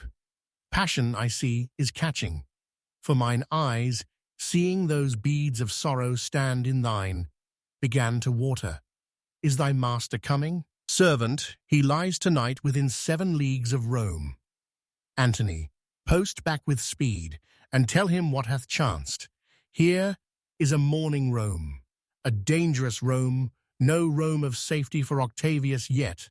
Hie hence, and tell him so. Yet stay a while, thou shalt not back, till I have borne this course into the marketplace. There shall I try, in my oration, how the people take the cruel issue of these bloody men, according to the which thou shalt discourse to young Octavius of the state of things. Lend me your hand, exeunt with Caesar's body seen too. The Forum. Enter Brutus and Cassius and a throng of citizens. We will be satisfied. Let us be satisfied. Brutus. Then follow me, and give me audience, friends. Cassius, go you into the other street, and part the numbers. Those that will hear me speak, let 'em stay here. Those that will follow Cassius, go with him. And public reasons shall be rendered of Caesar's death. First citizen, I will hear Brutus speak. Second citizen, I will hear Cassius, and compare their reasons, when severally we hear them rendered. Exit Cassius, with some of the citizens. Brutus goes and into the pulpit. Third citizen, the noble Brutus is ascended. Silence. Brutus, be patient till the last. Romans, countrymen, and lovers, hear me for my cause, and be silent that you may hear. Believe me for mine honour, and have respect to mine honour, that you may believe. Censure me in your wisdom, and awake your senses, that you may the better judge. If there be any in this assembly, any dear friend of Caesar's, to him I say that Brutus' love to Caesar was no less than his. If then that friend demand why Brutus rose against Caesar, this is my answer. Not that I loved Caesar less, but that I loved Rome more. Had you rather Caesar were living and die all slaves, than that Caesar were dead, to live all free men? As Caesar loved me, I weep for him. As he was fortunate, I rejoice at it. As he was valiant, I honour him. But as he was ambitious, I slew him. There is tears for his love, joy for his fortune, honour for his valour, and death for his ambition. Who is here so base that would be a bondman? If any speak, for him have I offended. Who is here so rude that would not be a Roman? If any speak, for him have I offended. Who is here so vile that will not love his country? If any speak, for him have I offended. I pause for a reply. All none, Brutus, none. Brutus, then none have I offended. I have done no more to Caesar than you shall do to Brutus. The question of his death is enrolled in the Capitol. His glory not extenuated, wherein he was worthy, nor his offences enforced, for which he suffered death. Enter Antony and others with Caesar's body. Here comes his body, mourned by Mark Antony, who, though he had no hand in his death, shall receive the benefit of his dying, a place in the commonwealth. As which of you shall not? With this I depart, that, as I slew my best lover for the good of Rome, I have the same dagger for myself, when it shall please my country to need my death. All live, Brutus, live, live. First citizen, bring him with triumph home unto his house. Second citizen, give him a statue with his ancestors. Third citizen, let him be Caesar. Fourth citizen, Caesar's better parts shall be crowned in Brutus. First citizen, will bring him to his house with shouts and clamors. Brutus, my countryman. Second citizen, peace, silence. Brutus speaks. First citizen, peace, ho. Brutus, good countryman, let me depart alone, and for my sake stay here with Antony. Do grace to Caesar's corpse, and grace his speech, tending to Caesar's glories, which Mark Antony, by our permission, is allowed to make. I do entreat you, not a man depart, save I alone, till Antony have spoke. Exit first citizen, stay, ho, and let us hear Mark Antony. Third citizen, let him go up into the public chair. We'll hear him. Noble Antony, go up. Antony, for Brutus's sake, I am beholding to you. Goes into the pulpit. Fourth citizen, what does he say of Brutus? Third citizen, he says, for Brutus's sake, he finds himself beholding to us all. Fourth citizen, 'twere best he speak no harm of Brutus here. First citizen, this Caesar was a tyrant. Third citizen, nay, that's certain, we are blessed that Rome is rid of him. Second citizen, peace, let us hear what Antony can say. Antony, you gentle Romans, citizens, peace, ho, let us hear him. Antony, friends, Romans, countrymen, lend me your ears. I come to bury Caesar, not to praise him. The evil that men do lives after them. The good is oft interred with their bones. So let it be with Caesar. The noble Brutus hath told you Caesar was ambitious. If it were so, it was a grievous fault, and grievously hath Caesar answered it. Here, under leave of Brutus and the rest, for Brutus is an honourable man, so are they all honourable men. Come I to speak in Caesar's funeral. He was my friend, faithful and just to me, but Brutus says he was ambitious, and Brutus is an honourable man. He hath brought many captives home to Rome, whose ransoms did the general coffers fill. Did this in Caesar seem ambitious? When that the poor have cried, Caesar hath wept. Ambition should be made of sterner stuff. Yet Brutus says he was ambitious, and Brutus is an honourable man. You all did see that on the Lupercal I thrice presented him a kingly crown, which he did thrice refuse. Was this ambition? Yet Brutus says he was ambitious, and sure, he is an honourable man. I speak not to disprove what Brutus spoke, but here I am to speak what I do know. You all did love him once, not without cause. What cause withholds you then to mourn for him? O judgment, thou art fled to brutish beasts, and men have lost their reason. Bear with me. My heart is in the coffin there with Caesar, and I must pause till it come back to me. First citizen, methinks there is much reason in his sayings. Second citizen, if thou consider rightly of the matter, Caesar has had great wrong. Third citizen, has he, masters? I fear there will a worse come in his place. Fourth citizen, mark ye his words. He would not take the crown. Therefore, 'tis certain he was not ambitious. First citizen, if it be found so, some will dear abide it. Second citizen, poor soul, his eyes are red as fire with weeping. Third citizen, there's not a nobler man in Rome than Antony. Fourth citizen, now mark him, he begins again to speak. Antony, but yesterday the word of Caesar might have stood against the world. Now lies he there, and none so poor to do him reverence. O masters, if I were disposed to stir your hearts and minds to mutiny and rage, I should do Brutus wrong and Cassius wrong, who, you all know, are honorable men. I will not do them wrong.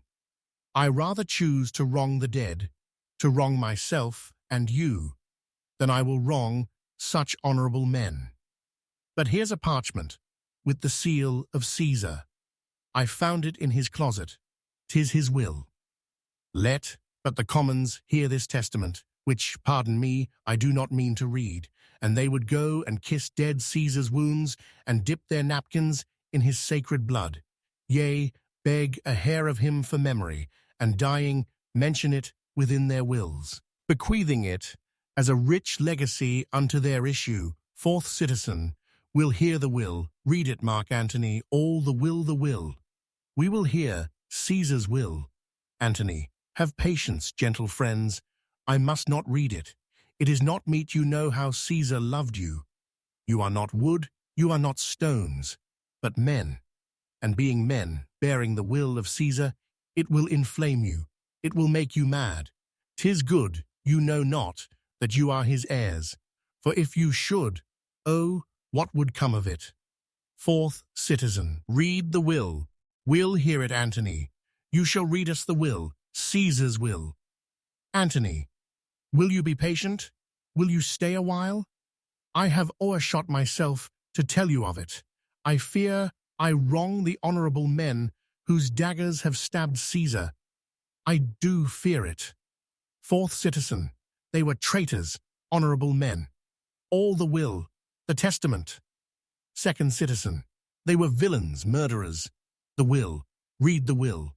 Antony, you will compel me then to read the will. Then make a ring about the corpse of Caesar, and let me show you him that made the will. Shall I descend? And will you give me leave? Several citizens, come down.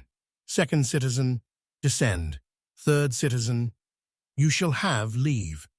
Antony comes down. Fourth citizen, a ring, stand round.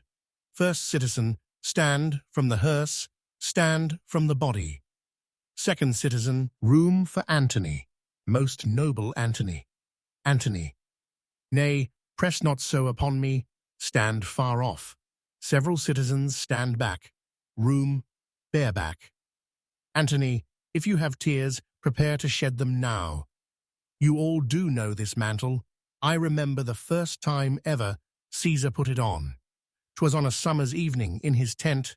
That day he overcame the nervy. Look, in this place ran Cassius's dagger through. See what a rent the envious Casca made. Through this the well-beloved Brutus stabbed. And as he plucked his cursed steel away, mark how the blood of Caesar followed it, as rushing out of doors, to be resolved if Brutus so unkindly knocked, or no. For Brutus, as you know, was Caesar's angel. Judge, O you gods, how dearly Caesar loved him. This was the most unkindest cut of all, for when the noble Caesar saw him stab, ingratitude, more strong than traitor's arms, quite vanquished him, then burst his mighty heart, and in his mantle muffling up his face, even at the base of Pompey's statua, which all the while ran blood, great Caesar fell. Oh, what a fall was there, my countrymen! Then I and you and all of us fell down, whilst bloody treason flourished over us. Oh, now you weep, and I perceive you feel the dint of pity. These are gracious drops. Kind souls, what weep you when you but behold our Caesar's vesture wounded? Look you here. Here is himself, marred, as you see, with traitors. First citizen, O piteous spectacle. Second citizen, O noble Caesar. Third citizen, O woeful day. Fourth citizen, O traitors villains. First citizen, O most bloody sight, bloody. Second citizen, we will be revenged. All revenge, about, seek, burn, fire, kill, slay, let not a traitor live. Antony, stay, countrymen. First citizen, peace there. Hear the noble Antony. Second citizen, we'll hear him, we'll follow him, we'll die with him. Antony, good friends, sweet friends, let me not stir you up to such a sudden flood of mutiny. They that have done this deed are honourable. What private griefs they have, alas, I know not, that made them do it. They are wise and honourable, and will no doubt with reasons answer you. I come not, friends, to steal away your hearts. I am no orator, as Brutus is, but as you know me all, a plain, blunt man, that love my friend, and that they know full well that gave me public leave to speak of him. For I have neither wit, nor words, nor worth, action, nor utterance, nor the power of speech. To stir men's blood, I only speak right on. I tell you that which you yourselves do know. Show you sweet Caesar's wounds, poor dumb mouths, and bid them speak for me. But were I Brutus, and Brutus Antony, there were an Antony, would ruffle up your spirits, and put a tongue in every wound of Caesar that should move the stones of Rome to rise and mutiny. All will mutiny. First citizen, will burn the house of Brutus. Third citizen, away then. Come, seek the conspirators. Antony, yet hear me, countrymen, yet hear me speak. All peace, ho, hear Antony, most noble Antony. Antony, why, friends, you go to do you know not what. Wherein hath Caesar thus deserved your loves? Alas, you know not. I must tell you then. You have forgot the will I told you of. All most true. The will. Let's stay and hear the will. Antony, here is the will, and under Caesar's seal, to every Roman citizen he gives, to every several man, 75 drachmas. Second citizen, most noble Caesar, will revenge his death. Third citizen, O royal Caesar, Antony, hear me with patience. All peace, ho, Antony. Moreover, he hath left you all his walks, his private arbours, and new planted orchards. On this side Tiber, he hath left them you, and to your heirs for ever, common pleasures, to walk abroad and recreate yourselves. Here was a Caesar. When comes such another? First citizen, never, never. Come sway away, we'll burn his body in the holy place, and with the brands fire the traitors' houses. Take up the body. Second citizen, go fetch fire. Third citizen, pluck down benches. Fourth citizen, pluck down forms, windows, anything. Exeunt citizens with the body Antony.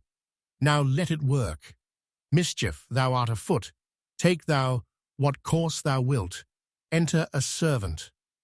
How now, fellow? Servant, sir. Octavius is already come to Rome. Antony, where is he? Servant, he and Lepidus are at Caesar's house. Antony, and thither will I straight to visit him. He comes upon a wish. Fortune is merry, and in this mood will give us anything. Servant, I heard him say, Brutus and Cassius are rid like madmen through the gates of Rome. Antony, belike they had some notice of the people, how I had moved them. Bring me to Octavius.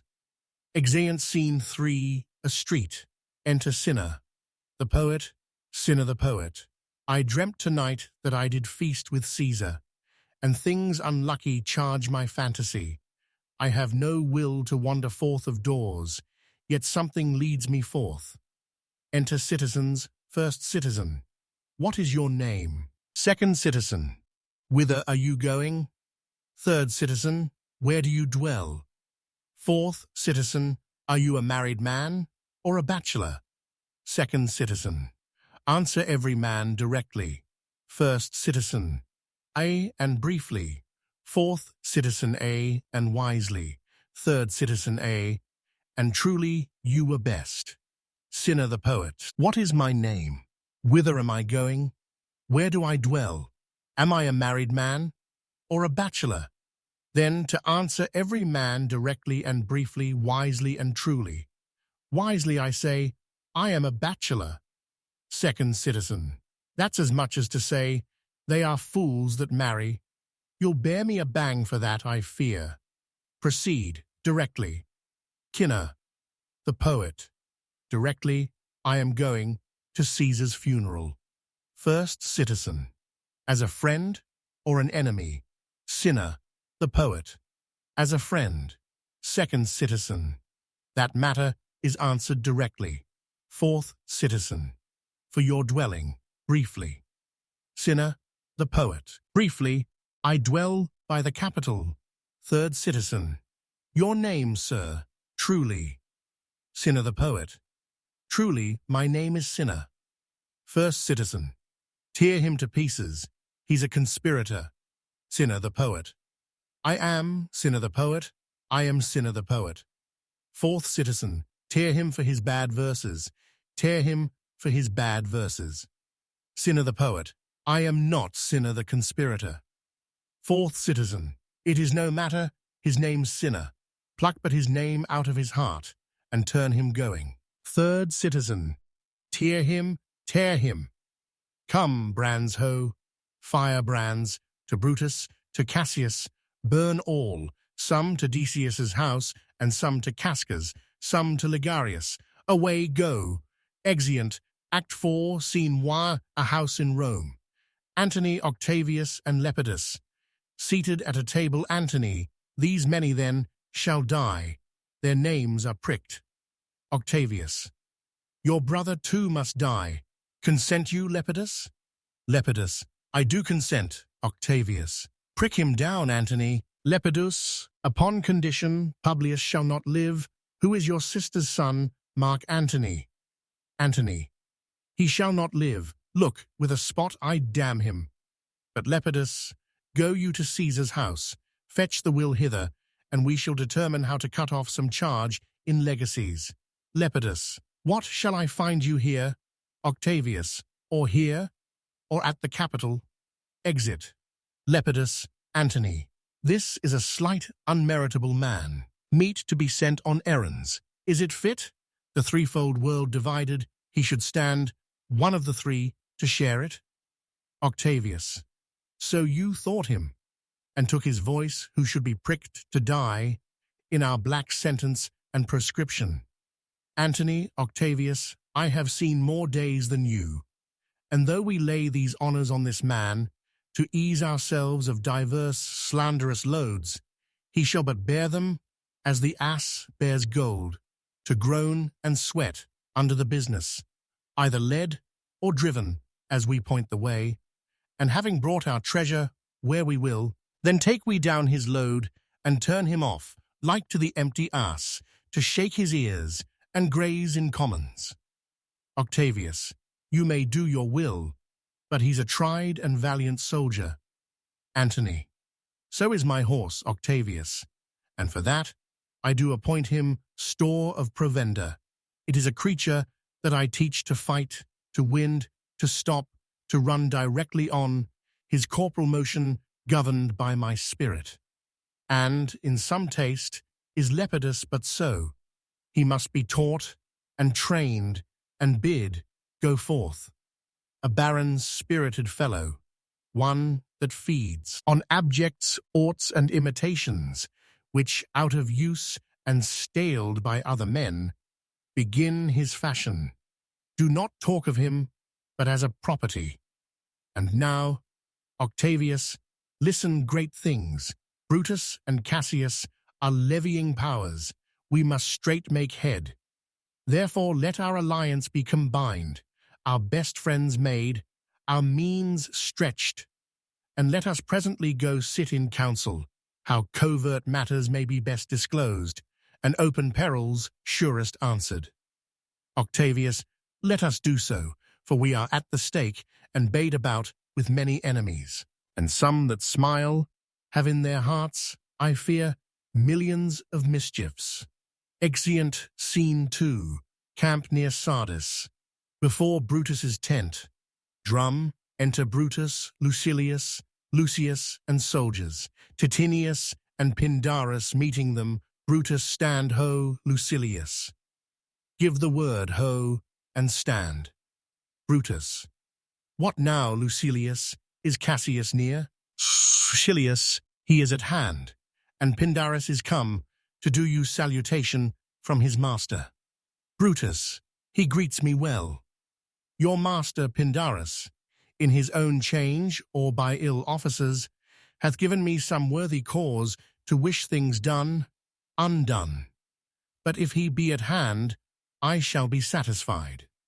Pindarus, I do not doubt but that my noble master will appear such as he is, full of regard and honour. Brutus, he is not doubted. A word, Lucilius, how he received you, let me be resolved. Lucilius, with courtesy and with respect enough, but not with such familiar instances, nor with such free and friendly conference as he hath used of old. Brutus, thou hast described a hot friend, cooling, ever note, Lucilius, when love begins to sicken and decay, it useth an enforced ceremony. There are no tricks in plain and simple faith, but hollow men, like horses hot at hand, make gallant show and promise of their mettle. But when they should endure the bloody spur, they fall their crests, and like deceitful jades, sink in the trial. Comes his army on? Lucilius, they mean this night in Sardis to be quartered. The greater part, the horse in general, are come with Cassius. Brutus, hark, he is arrived. Lo, march within march, gently on to meet him. Enter Cassius and his powers. Cassius, stand ho, Brutus, stand ho, speak the word along. First soldier stand, second soldier stand, third soldier stand. Cassius, most noble brother, you have done me wrong. Brutus, judge me, you gods, wrong I mine enemies, and if not so, how should I wrong a brother? Cassius, Brutus, this sober form of yours hides wrongs, and when you do them, Brutus, Cassius, be content, speak your grief softly. I do know you well. Before the eyes of both our armies here, which should perceive nothing but love from us, let us not wrangle, bid them move away. Then in my tent, Cassius, enlarge your griefs, and I will give you audience. Cassius, Pindarus, bid our commanders lead their chargers off a little from this ground. Brutus, Lucilius, do you the like, and let no man come to our tent till we have done our conference. Let Lucius and Titinius guard our door. Exeunt Scene 3, Brutus's tent. Enter Brutus and Cassius. Cassius, that you have wronged me doth appear in this. You have condemned and noted Lucius Pella for taking bribes here of the Sardians, wherein my letters, praying on his side, because I knew the man was slighted off.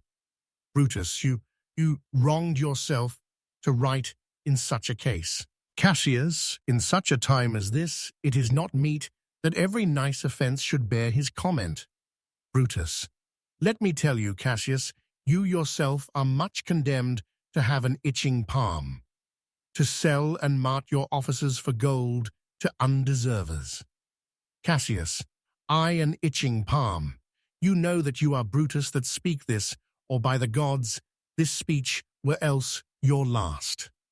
Brutus, the name of Cassius honours this corruption, and chastisement doth therefore hide his head. Cassius, chastisement, Brutus, remember March, the Ides of March remember. Did not great Julius bleed for justice' sake? What villain touched his body that did stab, and not for justice? What shall one of us, that struck the foremost man of all this world, but for supporting robbers, shall we now contaminate our fingers with base bribes, and sell the mighty space of our large honours for so much trash as may be grasped thus? I had rather be a dog and bay the moon than such a Roman.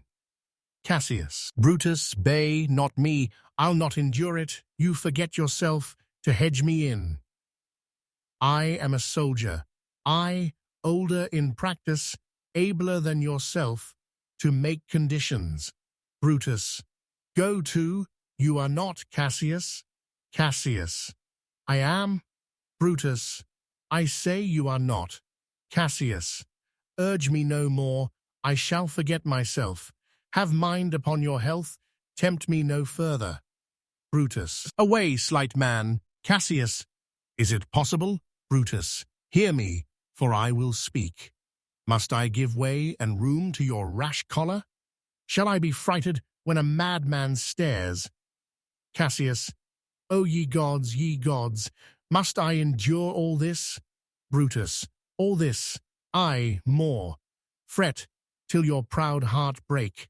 Go show your slaves how choleric you are, and make your bondmen tremble. Must I budge? Must I observe you? Must I stand and crouch under your testy humour? By the gods, you shall digest the venom of your spleen, though it do split you. For from this day forth I'll use you for my mirth, yea, for my laughter, when you are waspish. Cassius. Is it come to this? Brutus. You say you are a better soldier. Let it appear so. Make your vaunting true, and it shall please me well. For mine own part, I shall be glad to learn of noble men. Cassius, you wrong me every way. You wrong me, Brutus. I said, an elder soldier, not a better. Did I say better? Brutus. If you did, I care not. Cassius. When Caesar lived, he durst not thus have moved me. Brutus. Peace, peace. You durst not so have tempted him. Cassius. I durst not. Brutus. No, Cassius. What, durst not tempt him? Brutus. For your life you durst not. Cassius. Do not presume too much upon my love. I may do that I shall be sorry for. Brutus. You have done that you should be sorry for. There is no terror, Cassius, in your threats, for I am armed so strong in honesty that they pass by me as the idle wind, which I respect not. I did send to you for certain sums of gold, which you denied me. For I can raise no money by vile means. By heaven, I had rather coin my heart and drop my blood for drachmas than to wring from the hard hands of peasants their vile trash. By any indirection, I did send to you for gold to pay my legions, which you denied me. Was that done like Cassius? Should I have answered Caius Cassius so? When Marcus Brutus grows so covetous, to lock such rascal counters from his friends, be ready, gods, with all your thunderbolts, dash him to pieces. Cassius. I denied you not. Brutus. You did. Cassius. I did not. He was but a fool that brought my answer back. Brutus hath rived my heart. A friend should bear his friend's infirmities, but Brutus makes mine greater than they are. Brutus. I do not, till you practice them on me. Cassius. You love me not. Brutus. I do not like your faults. Cassius. A friendly eye could never see such faults. Brutus. A flatterer's would not, though they do appear as huge as high Olympus. Cassius. Come, Antony and young Octavius, come, revenge yourselves alone on Cassius. For Cassius is a weary of the world, hated by one he loves, braved by his brother, checked like a bondman, all his faults observed, set in a notebook, learned and conned by rote, to cast into my teeth. Oh, I could weep my spirit from mine eyes. There is my dagger, and here my naked breast. Within, a heart dearer than Plutus is mine, richer than gold. If that thou beest a Roman, take it forth. I, that denied thee gold, will give my heart. Strike, as thou didst at Caesar, for I know, when thou didst hate him worst, thou lovedst him better than ever thou lovedst Cassius. Brutus. Sheathe your dagger. Be angry when you will. It shall have scope. Do what you will. Dishonor shall be humor. O Cassius, you are yoked with a lamb that carries anger as the flint bears fire, who much enforced shows a hasty spark, and straight is cold again. Cassius. Hath Cassius lived to be but mirth and laughter to his Brutus, when grief and blood ill-tempered vexeth him? Brutus. When I spoke that, I was ill-tempered too. Cassius, do you confess so much? Give me your hand. Brutus. And my heart too. Cassius. Oh, Brutus, Brutus. What's the matter, Cassius? Have not you love enough to bear with me, when that rash humour which my mother gave me makes me forgetful? Brutus. Yes, Cassius, and from henceforth, when you are over-earnest with your Brutus, he'll think your mother chides, and leave you so. Poet within. Let me go in to see the generals. There is some grudge between 'em. 'Tis not meet they be alone. Lucilius within. You shall not come to them. Poet within. Nothing but death shall stay me. Enter Poet, followed by Lucilius, Titinius, and Lucius Cassius. How now? What's the matter? Poet. For shame, you generals. What do you mean? Love and be friends, as two such men should be. For I have seen more years, I'm sure, than ye. Cassius. Ha, ha, ha! How vilely doth this cynic rhyme! Brutus. Get you hence, sirrah, saucy fellow, hence. Cassius. Bear with him, Brutus. 'Tis his fashion. Brutus. I'll know his humour when he knows his time. What should the wars do with these jigging fools? Companion hence. Cassius. Away, away, be gone. Exit Poet Brutus. Lucilius and Titinius bid the commanders prepare to lodge their companies tonight. Cassius. And come yourselves, and bring Messala with you immediately to us. Exeunt Lucilius and Titinius. Brutus. Lucius. A bowl of wine. Exit Lucius Cassius. I did not think you could have been so angry. Brutus. O Cassius, I am sick of many griefs. Cassius. Of your philosophy you make no use, if you give place to accidental evils. Brutus. No man bears sorrow better. Portia is dead. Cassius. Ha! Portia. Brutus. She is dead. Cassius. How scaped I killing when I crossed you so? O insupportable and touching loss! Upon what sickness? Brutus. Impatient of my absence, and grief that young Octavius with Mark Antony have made themselves so strong, for with her death that tidings came. With this she fell distract, and her attendants absent swallowed fire. Cassius. And died so? Brutus. Even so. Cassius. O ye immortal gods, re-enter Lucius with wine and taper. Brutus.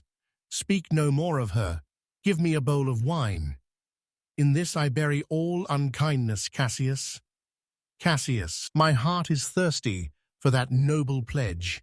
Fill, Lucius, till the wine o'erswell the cup. I cannot drink too much of Brutus's love. Brutus. Come in, Titinius. Exit Lucius. Re-enter Titinius with Messala. Welcome, good Messala. Now sit we close about this taper here, and call in question our necessities. Cassius. Portia, art thou gone? Brutus. No more, I pray you. Messala. I have here received letters that young Octavius and Mark Antony come down upon us with a mighty power, bending their expedition toward Philippi. Messala. Myself have letters of the selfsame tenor. Brutus. With what addition? Messala. That by prescription and bills of outlawry, Octavius, Antony, and Lepidus have put to death 100 senators. Brutus. Therein our letters do not well agree. Mine speak of 70 senators that died by their prescriptions, Cicero being one. Cassius Cicero one Messala. Cicero is dead, and by that order of prescription. Had you your letters from your wife, my lord? Brutus. No, Messala. Messala. Nor nothing in your letters writ of her? Brutus. Nothing, Messala. Messala. That, methinks, is strange. Brutus. Why ask you? Hear you aught of her in yours? Messala. No, my lord. Brutus. Now, as you are a Roman, tell me true. Messala. Then like a Roman bear, the truth I tell. For certain, she is dead, and by strange manner. Brutus. Why, farewell, Portia. We must die, Messala. With meditating that she must die once, I have the patience to endure it now. Messala. Even so great men, great losses should endure. Cassius. I have as much of this in art as you, but yet my nature could not bear it so. Brutus. Well, to our work alive, what do you think of marching to Philippi presently? Cassius. I do not think it good. Brutus. Your reason? Cassius. This it is. 'Tis better that the enemy seek us. So shall he waste his means, weary his soldiers, doing himself offence, whilst we, lying still, are full of rest, defence, and nimbleness. Brutus. Good reasons must, of force, give place to better. The people twixt Philippi and this ground do stand but in a forced affection, for they have grudged us contribution. The enemy, marching along by them shall make a fuller number up, come on refreshed, new added, and encouraged, from which advantage shall we cut him off, if at Philippi we do face him there, these people at our back. Cassius. Hear me, good brother. Brutus. Under your pardon. You must note beside that we have tried the utmost of our friends. Our legions are brimful. Our cause is ripe. The enemy increaseth every day. We, at the height, are ready to decline. There is a tide in the affairs of men, which taken at the flood, leads on to fortune. Omitted, all the voyage of their life is bound in shallows and in miseries. On such a full sea are we now afloat, and we must take the current when it serves, or lose our ventures. Cassius. Then, with your will, go on, will along ourselves, and meet them at Philippi. Brutus. The deep of night is crept upon our talk, and nature must obey necessity, which we will niggard with a little rest. There is no more to say. Cassius. No more. Good night. Early tomorrow will we rise, and hence. Brutus. Lucius. Enter Lucius. My gown. Exit Lucius. Farewell. Good Messala. Good night, Titinius. Noble Cassius. Good night, and good repose. Cassius. Oh, my dear brother, this was an ill beginning of the night. Never come such division 'tween our souls. Let it not, Brutus. Brutus. Everything is well. Cassius. Good night, my lord. Brutus. Good night, good brother. Titinius. Messala. Good night, Lord Brutus. Brutus. Farewell, everyone. Exeunt all but Brutus. We enter Lucius. With the gown, give me the gown. Where is thy instrument? Lucius. Here in the tent. Brutus. What? Thou speakest drowsily. Poor knave, I blame thee not. Thou art o'erwatched. Call Claudius and some other of my men. I'll have them sleep on cushions in my tent. Lucius. Varro and Claudius. Enter Varro and Claudius. Varro. Calls my lord? Brutus. I pray you, sirs, lie in my tent and sleep. It may be I shall raise you by and by on business to my brother Cassius. Varro. So please you, we will stand and watch your pleasure. Brutus. I will not have it so. Lie down, good sirs. It may be I shall otherwise bethink me. Look, Lucius, here's the book I sought for, so I put it in the pocket of my gown. Varro and Claudius lie down. Luti. I was sure your lordship did not give it me. Brutus. Bear with me, good boy. I am much forgetful. Canst thou hold up thy heavy eyes awhile, and touch thy instrument a strain or two? Lucius. Ay, my lord, and please you. Brutus. It does, my boy. I trouble thee too much, but thou art willing. Lucius. It is my duty, Sir Brutus. I should not urge thy duty past thy might. I know young bloods Look for a time of rest. Lucius, I have slept, my lord, already. Brutus, it was well done, and thou shalt sleep again. I will not hold thee long. If I do live, I will be good to thee. Music and a song. This is a sleepy tune. O murderous slumber, layest thou thy leaden mace upon my boy, that plays thee music? Gentle knave, good night. I will not do thee so much wrong to wake thee. If thou dost nod, thou break'st thy instrument. I'll take it from thee, and good boy, good night.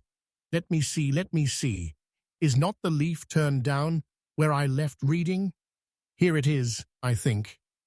Enter the ghost of Caesar. How ill this taper burns. Ha! Who comes here? I think it is the weakness of mine eyes that shapes this monstrous apparition. It comes upon me. Art thou anything? Art thou some god, some angel, or some devil, that makest my blood cold and my hair to stare? Speak to me what thou art. Ghost, thy evil spirit, Brutus. Brutus, why comest thou? Ghost, to tell thee thou shalt see me at Philippi. Brutus, well, then I shall see thee again. Ghost, I at Philippi. Brutus, why, I will see thee at Philippi. Then, exit ghost. Now I have taken heart, thou vanishest. Ill spirit, I would hold more talk with thee. Boy, Lucius, Varro, Claudius, sirs. Awake, Claudius. Lucius, the strings, my lord, are false. Brutus, he thinks he still is at his instrument. Lucius, awake. Lucius, my lord. Brutus, didst thou dream, Lucius, that thou so criedst out? Lucius, my lord, I do not know that I did cry. Brutus, yes, that thou didst. Didst thou see anything? Lucius, nothing, my lord. Brutus, sleep again, Lucius. Sirrah Claudius, to Varro. Fellow thou, awake. Varro, my lord. Claudius, my lord. Brutus, why did you so cry out, sirs, in your sleep? Varro Claudius, did we, my lord?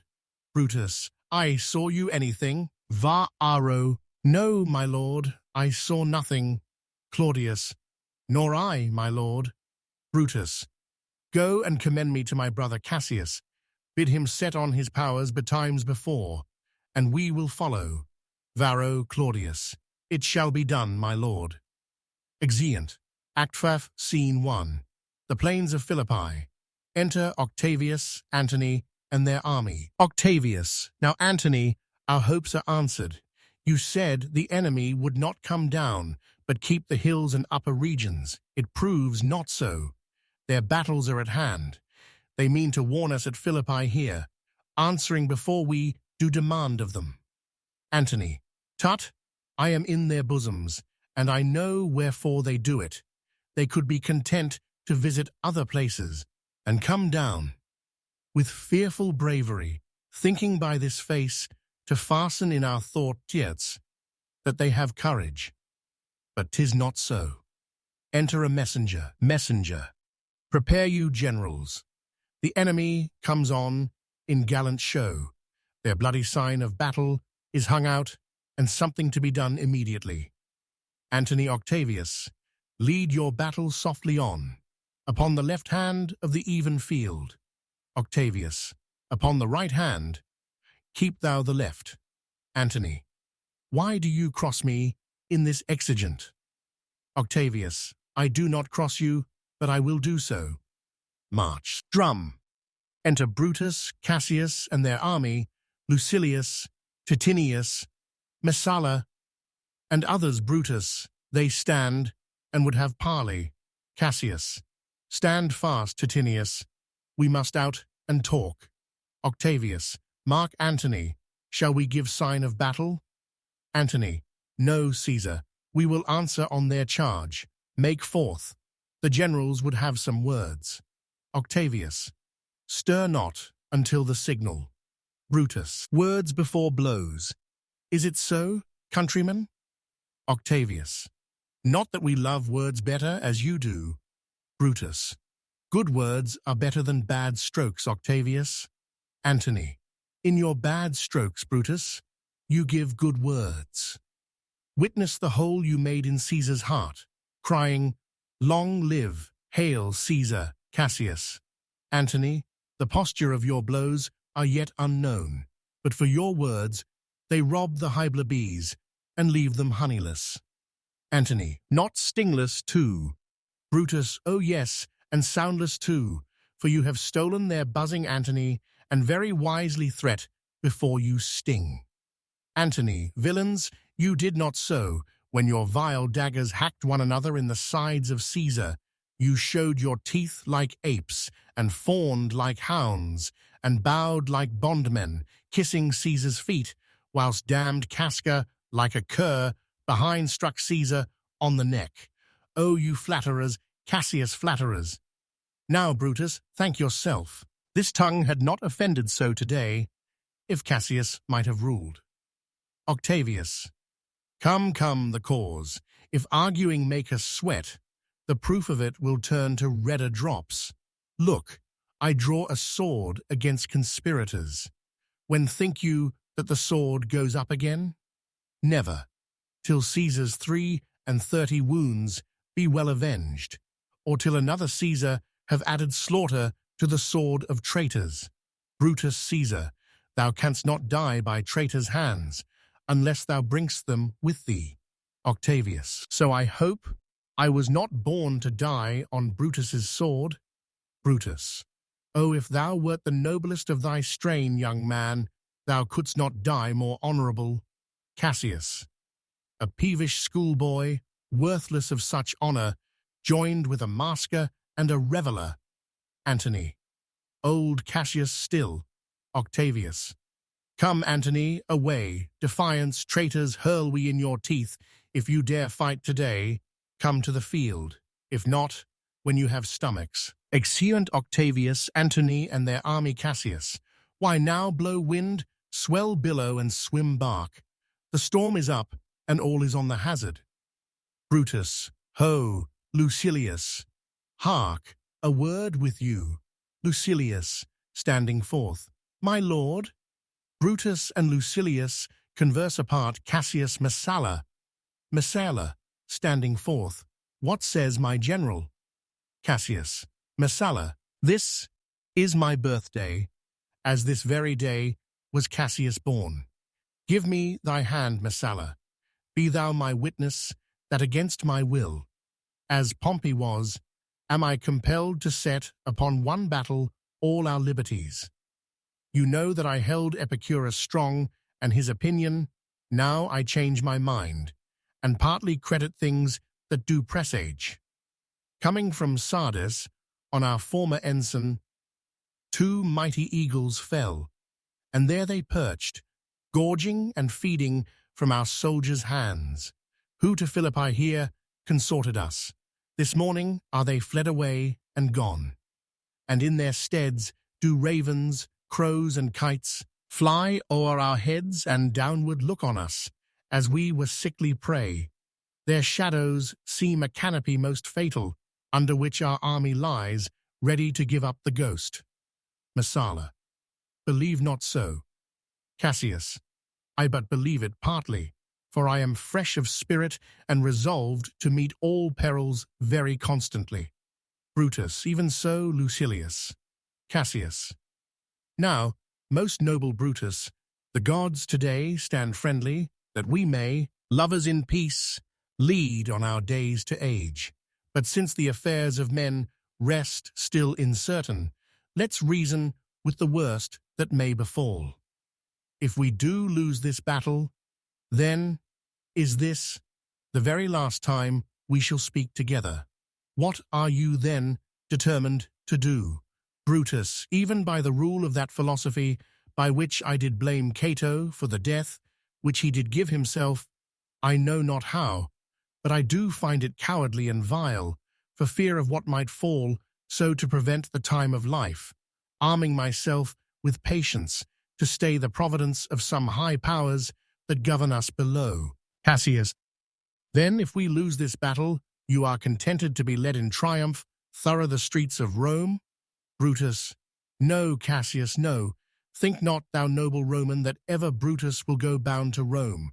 He bears too great a mind. But this same day must end that work, the Ides of March begun. And whether we shall meet again, I know not. Therefore our everlasting farewell take. For ever and for ever farewell, Cassius. If we do meet again, why, we shall smile. If not, why then this parting was well made. Cassius, for ever and for ever.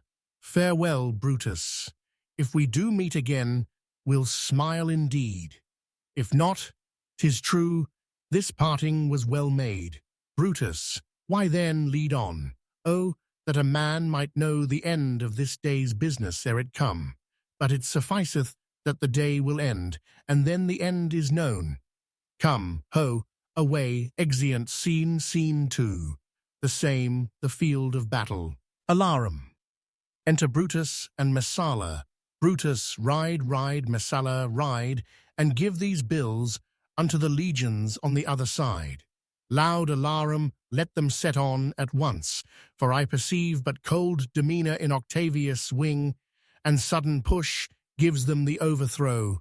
Ride, Messala, let them all come down. Exeunt, scene 3, another part of the field. Alarums, enter Cassius and Titinius. Cassius, oh, look, Titinius, look, the villains fly. Myself have to mine own turned enemy. This ensign here of mine was turning back. I slew the coward and did take it from him. Titinius, O Cassius, Brutus gave the word too early, who, having some advantage on Octavius, took it too eagerly. His soldiers fell to spoil, whilst we by Antony are all enclosed. Enter Pindarus. Pindarus, fly further off, my lord. Fly further off. Mark Antony is in your tents, my lord. Fly, therefore, noble Cassius, fly far off. Cassius, this hill is far enough. Look, Titinius, are those my tents where I perceive the fire? Titinius, they are, my lord. Cassius, Titinius, if thou lovest me, mount thou my horse, and hide thy spurs in him, till he have brought thee up to yonder troops, and here again, that I may rest assured whether yon troops are friend or enemy. Titinius, I will be here again, even with a thought. Exit Cassius. Go, Pindarus, get higher on that hill. My sight was ever thick. Regard Titinius, and tell me what thou notest about the field. Pindarus ascends the hill. This day I breathed first. Time is come round, and where I did begin, there shall I end. My life is run his compass. Sirrah, what news? Pindarus. Above, O my lord. Cassius. What news? Pindarus, above. Titinius is enclosed round about with horsemen that make to him on the spur. Yet he spurs on. Now they are almost on him. Now Titinius, now some light. Oh, he lights too. He's ta'en. Shout and, hark, they shout for joy. Cassius, come down, behold no more. O coward that I am, to live so long, to see my best friend ta'en before my face. Pindarus descends. Come hither, Sirrah. In Parthia did I take thee prisoner, and then I swore thee, saving of thy life, that whatsoever I did bid thee do, thou shouldst attempt it. Come now, keep thine oath. Now be a free man, and with this good sword that ran through Caesar's bowels, search this bosom. Stand not to answer. Here, take thou the hilts, and when my face is covered, as 'tis now, guide thou the sword. Pindarus stabs him. Caesar, thou art revenged. Even with the sword that killed thee, dies Pindarus. So I am free, yet would not so have been, durst I have done my will. O Cassius, far from this country, Pindarus shall run, where never Roman shall take note of him. Exit, re-enter, Titinius with Messala. Messala, it is but change, Titinius, for Octavius is overthrown by noble Brutus's power, as Cassius's legions are by Antony. Titinius, these tidings will well comfort Cassius. Messala, where did you leave him? Titinius, all disconsolate, with Pindarus, his bondman, on this hill. Messala, is not that he that lies upon the ground, Titinius, he lies not like the living. O my heart. Messala, is not that he? Titinius, no, this was he, Messala, but Cassius is no more. O setting sun, as in thy red rays thou dost sink tonight, so in his red blood Cassius's day is set, the sun of Rome is set. Our day is gone, clouds, dews, and dangers come, our deeds are done. Mistrust of my success hath done this deed. Messala, mistrust of good success hath done this deed. O hateful error, melancholy's child, why dost thou show to the apt thoughts of men the things that are not? O error, soon conceived, thou never comest unto a happy birth, but kill'st the mother that engendered thee, Titinius. What, Pindarus? Where art thou, Pindarus? Messala, seek him, Titinius, whilst I go to meet the noble Brutus, thrusting this report into his ears. I may say, thrusting it, for piercing steel and darts envenomed shall be as welcome to the ears of Brutus as tidings of this sight. Titinius, hie you, Messala, and I will seek for Pindarus the while. Exit Messala. Why didst thou send me forth, brave Cassius? Did I not meet thy friends? And did not they put on my brows this wreath of victory, and bid me give it thee? Didst thou not hear their shouts? Alas, thou hast misconstrued everything. But hold thee, take this garland on thy brow. Thy Brutus bid me give it thee, and I will do his bidding. Brutus, come apace, and see how I regarded Caius Cassius. By your leave, gods, this is a Roman's part. Come, Cassius's sword, and find Titinius's heart. Kills himself alarum. Re-enter Messala, with Brutus, Cato, Strato, Volumnius, and Lucilius Brutus, where Messala doth his body lie.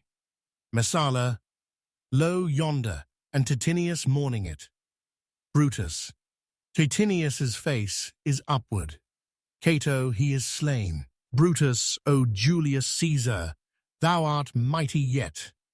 Thy spirit walks abroad, and turns our swords in our own proper entrails. Lo alarums, Cato brave Titinius. Look, whether he have not crowned dead Cassius. Brutus, are yet 2 Romans living such as these? The last of all the Romans, fare thee well. It is impossible that ever Rome should breed thy fellow. Friends, I owe more tears to this dead man than you shall see me pay. I shall find time, Cassius, I shall find time. Come, therefore, and to Thasos send his body. His funeral shall not be in our camp, lest it discomfort us. Lucilius, come, and come, young Cato, let us to the field. Labeo and Flavius, set our battles on. 'Tis 3 o'clock, and Romans, yet ere night we shall try fortune in a second fight. Exeunt. Scene 4. Another part of the field. Alarum. Enter fighting, soldiers of both armies, then Brutus, Cato, Lucilius, and others. Brutus. Yet countrymen, oh, yet hold up your heads. Cato, what bastard doth not? Who will go with me? I will proclaim my name about the field. I am the son of Marcus Cato, ho, a foe to tyrants, and my country's friend. I am the son of Marcus Cato, ho, Brutus, and I am Brutus, Marcus Brutus I, Brutus my country's friend, know me for Brutus. Exit Lucilius.